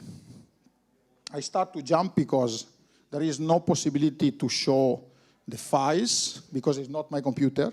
And in the other presentation, we also have a repository where you can actually test the files. So what's MCP? MCP come to the market because Anthropic created a fantastic LLM called Claude, but it was limited. There was no search, nothing, no memory, none. It was literally behind OpenAI. So they created the MCP to give the possibility to developers to create these servers that are Dash script guys, okay, that perform operation. And one of the operation can be storage of memory. One of the operation can be, I don't know, on-chain operations, GitHub, whatever. And why is it important? It's important because companies like BNB, Solana already, and many others are already preparing their on-chain MCP. This means that now from any platform, Golang, Python, TypeScript, C++, you can have an agent that use your on-chain system, the one from your chain, natively, like it was a simple tool. There's another thing important. When I do agents, I have the problem, especially online, on-chain agents, I have the problem of the private keys. So I have to do TEE, or I have to do this so complicated stuff. When you use private keys from the MCP, the agent have no idea of it. Because the private key is in the configuration of the MCP, and only the client load it at the loading moment and is not anywhere in the context. So if you ask, for example, I say this against my interest. If you jailbreak one of my agents on ELIZA, he's probably going to tell you my private key. You need to jailbreak it, actually. It's going to be a lot of work. Same for Python. But if you move the on-chain logic far from the LLM logic, and you somehow, like I said before, make it impossible for the agent to know this stuff, he's not going to repeat it to anybody. Understand? It's an LLM. It can be jailbroken, very easy, okay, for me. I'm a red team guy, so I do this online all the time. And it can give out your information. So what I do, I keep my information in a different place. If I don't want to do TEE, that is probably the best thing to do it, especially on GPU, and I don't have access to it, I'm a new developer, I want to just have an agent that do on-chain transaction for me. So I can use this method. And this closes the gap also between Python and TypeScript. So now you can do your TypeScript part, the one that generally makes you slower in an MCP, that is there. Nobody gonna see it. And you're gonna have your Python agent that is way faster than a general TypeScript one. We talk about a lot faster, okay? That run all your business. Reasoning. Okay, so we had the same workshop 1 year ago. We did not have reasoning models. We did not have DeepSeek, okay? So we had to somehow come out with a way to create what is called a chain of thoughts. So DSPY was the first one to put this online. The chain of thought is very simple. You ask a question to the LLM, to the agent. The agent gonna break down the question in multiple steps and gonna reason with the step recursively. And the answer somehow is way better. Okay, so before having reasoning models, we start to create this chain of thought manually, literally. Then we got the reasoning model. They will follow the same rules. And somehow, they don't perform in the same way of this for two reasons. First of all, you can send a parameter to the LLM asking how to perform the reasoning. Hard reasoning, deep reasoning, light reasoning. But you cannot decide how many steps because it's important for the performance. So if you add 5-step reasoning, you're going to wait 20 seconds for the answer instead of 2. And the user don't like to wait. Our users are used to wait. They wait multiple blocks before having their money, you know, even loaded on Coinbase. But the new wave of users that are going to come to Web3 are not like this. The user now want performance. And if you're slow, they're going to abandon you. So now we have new reasoning tools, literally call it like this, that are able to give us a full reasoning output from any LLM in less than 5 seconds. So let's say I have a project now that I'm consulting. We move it from 2 minutes 49 seconds for an answer on a big pool of DeFi to 49 seconds, and this with reasoning. So we can even go lower if you remove the reasoning. The answer is not going to be this cool, is not going to be using the tool this better, okay, but somehow you can even go faster. But 49 seconds is not bad. Another thing that you get from the reasoning tools is that the agent going to use the tool better. So when the agent is not understand you, but when the agent formulate this chain of thoughts, he also can pick better the tools to provide you the data. And is one of the most difficult part when you create the agents.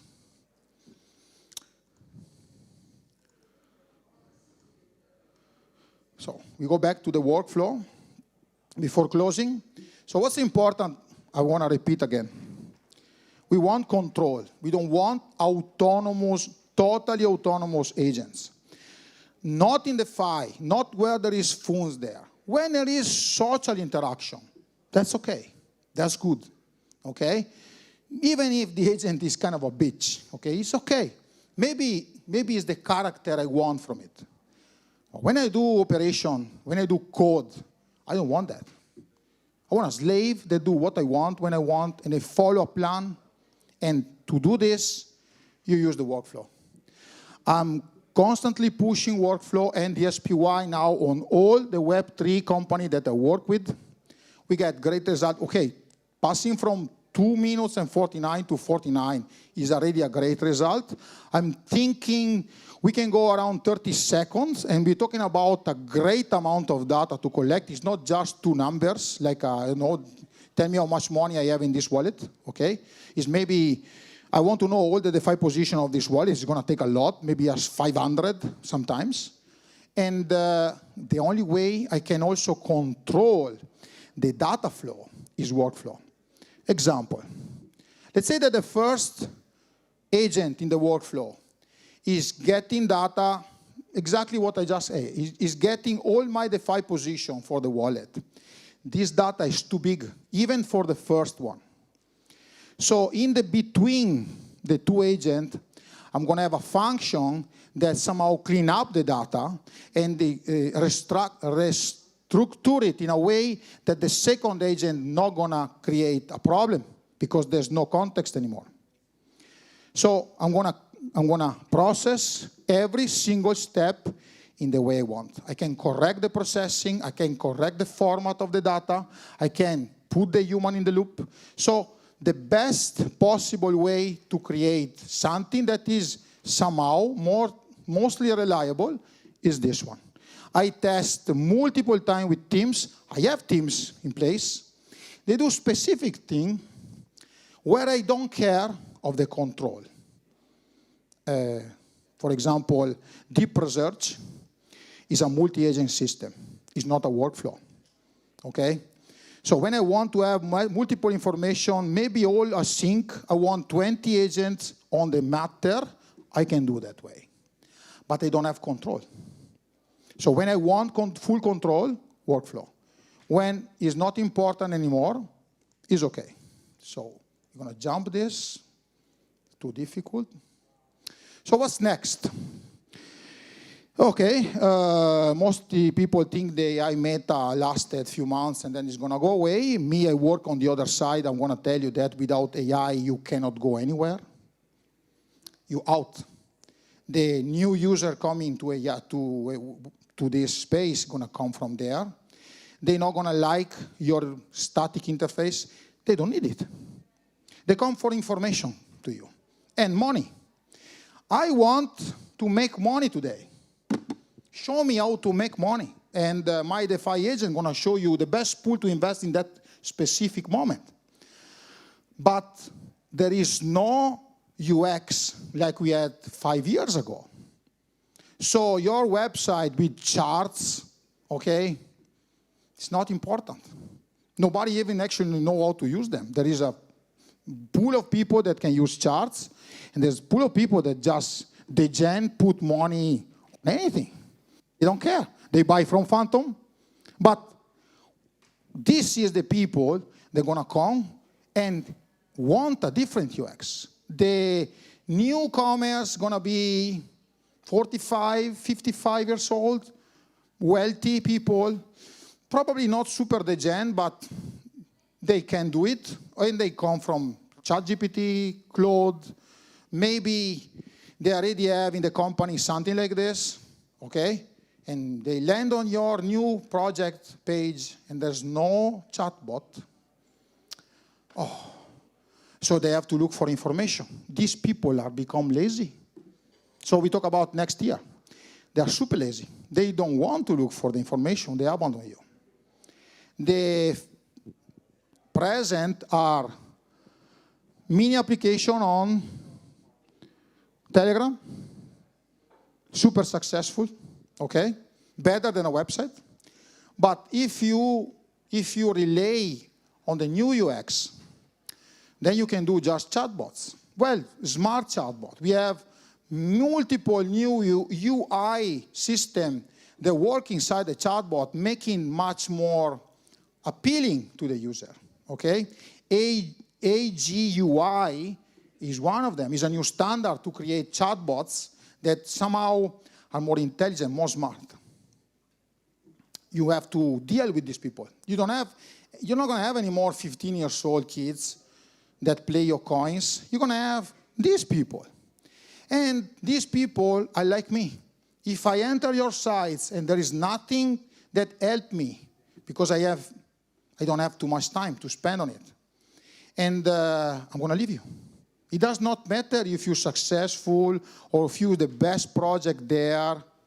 Probably I'm going to go to another project that is not even the half of you, but have the UX that I'm used to work with every day. So let's say that in the next year, you all, they want to stay in the business for real. We have to somehow transition and start to add a bit of AI in the business. There's multiple business that doesn't even know what is it, okay? Also because the new teams coming out start from there. They don't even go to the website anymore. It's just a chat. And in the chat, you can have any information you want. You can trade. You can buy. You can do anything. You don't have to leave the phone. Because so there's another problem. This is the format you're going to have to use. This, not that one. Too big. This in the hand of the user every single day. Everybody is like this. When they eat dinner, when they sit with the family, it's ugly to say, but this is your future. So if you don't have something that can stay here, then guys, I'm sorry for you, you have to change. And I had the same speech in companies. Companies start to understand this. Companies start to understand that there are a bunch of kids in the room that in three can build a company, $1 billion company that other with 200 developers cannot do it.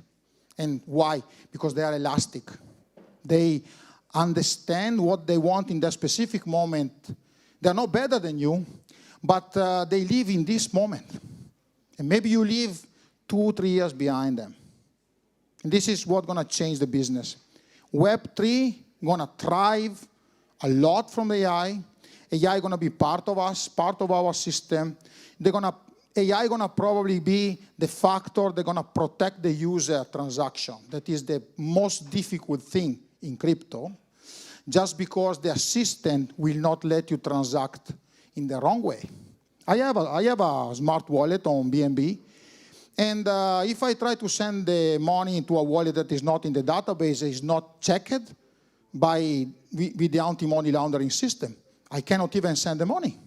There's no force button. There's no. It's just a no. Check. Tell the guy to give you another wallet because this is bad. So this is, well, somehow a force, but protect the user. Protect me from be drunk in front of my phone and send money to an e-girl. That's happened probably every 2 seconds in crypto. This is going to be probably the way agents going to start to protect us from our own action, okay? And this is probably the technology that's going to push your business forward. Thank you very much.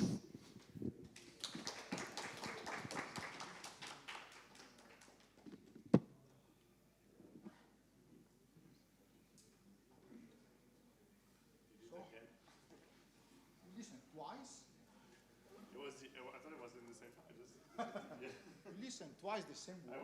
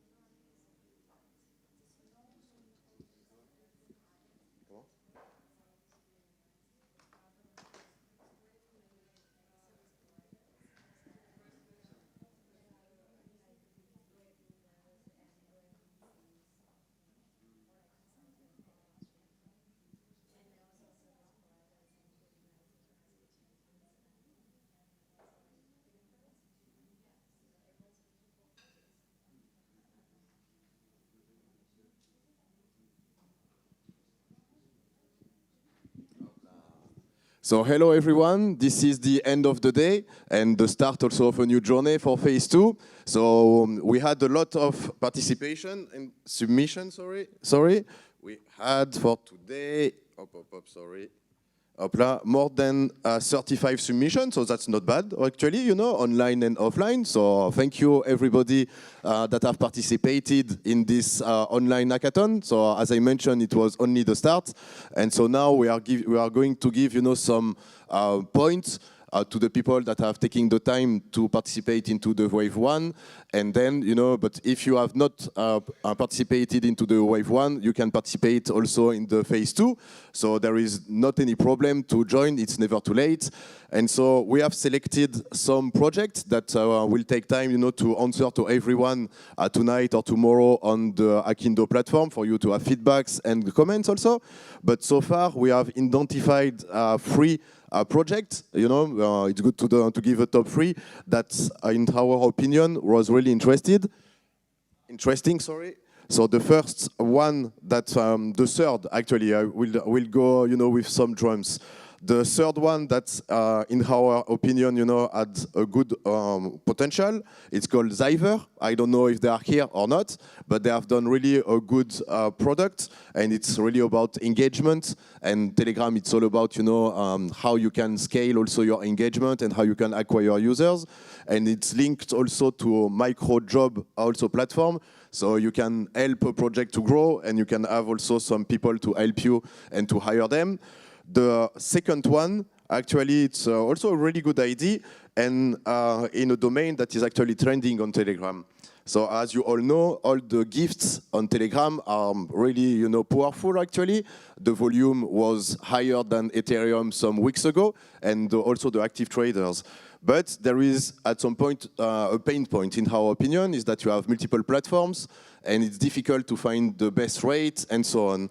So the second one is called, so let me check, Swift Gifts. And basically, it's a gift marketplace aggregator on Telegram, so you can find the base rate depending on the different marketplace. Smart ID.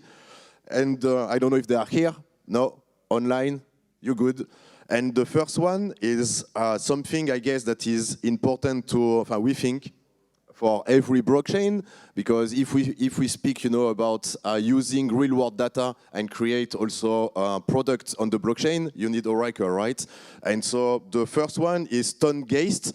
And I think, this kind of product is really needed if you want to do prediction market, if you want to do also sport application or whatever, or finance also application.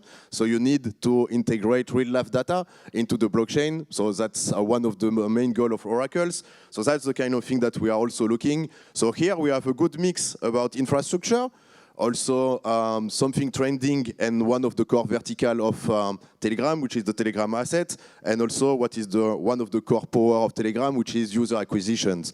But we have, honestly, so beautiful ideas, also like consumer-facing app. IdeaTON was super nice also, so kudos to them.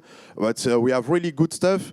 And so I hope that it will be only the start of the journey. And one also that we really enjoyed, it was two actually, let me see if I find the name. Yes, it was a Teleprod. It was also something super interesting about, how you can, a bot or AI assistant can be your personal trainer on Telegram and gift you if you are performing good things, losing weight or whatever. And there was also an AI agent, relatively the same, called Zoe. It was really interesting also, so kudos for everybody to have done that. So this is the end. The hotel is trying to kick us, so we need to leave right now. But thank you everyone to have participated to this event. It was a pleasure to host it. Thank you to the TON community to have been always supportive. And yes, see you next time. See you everybody. Bye-bye.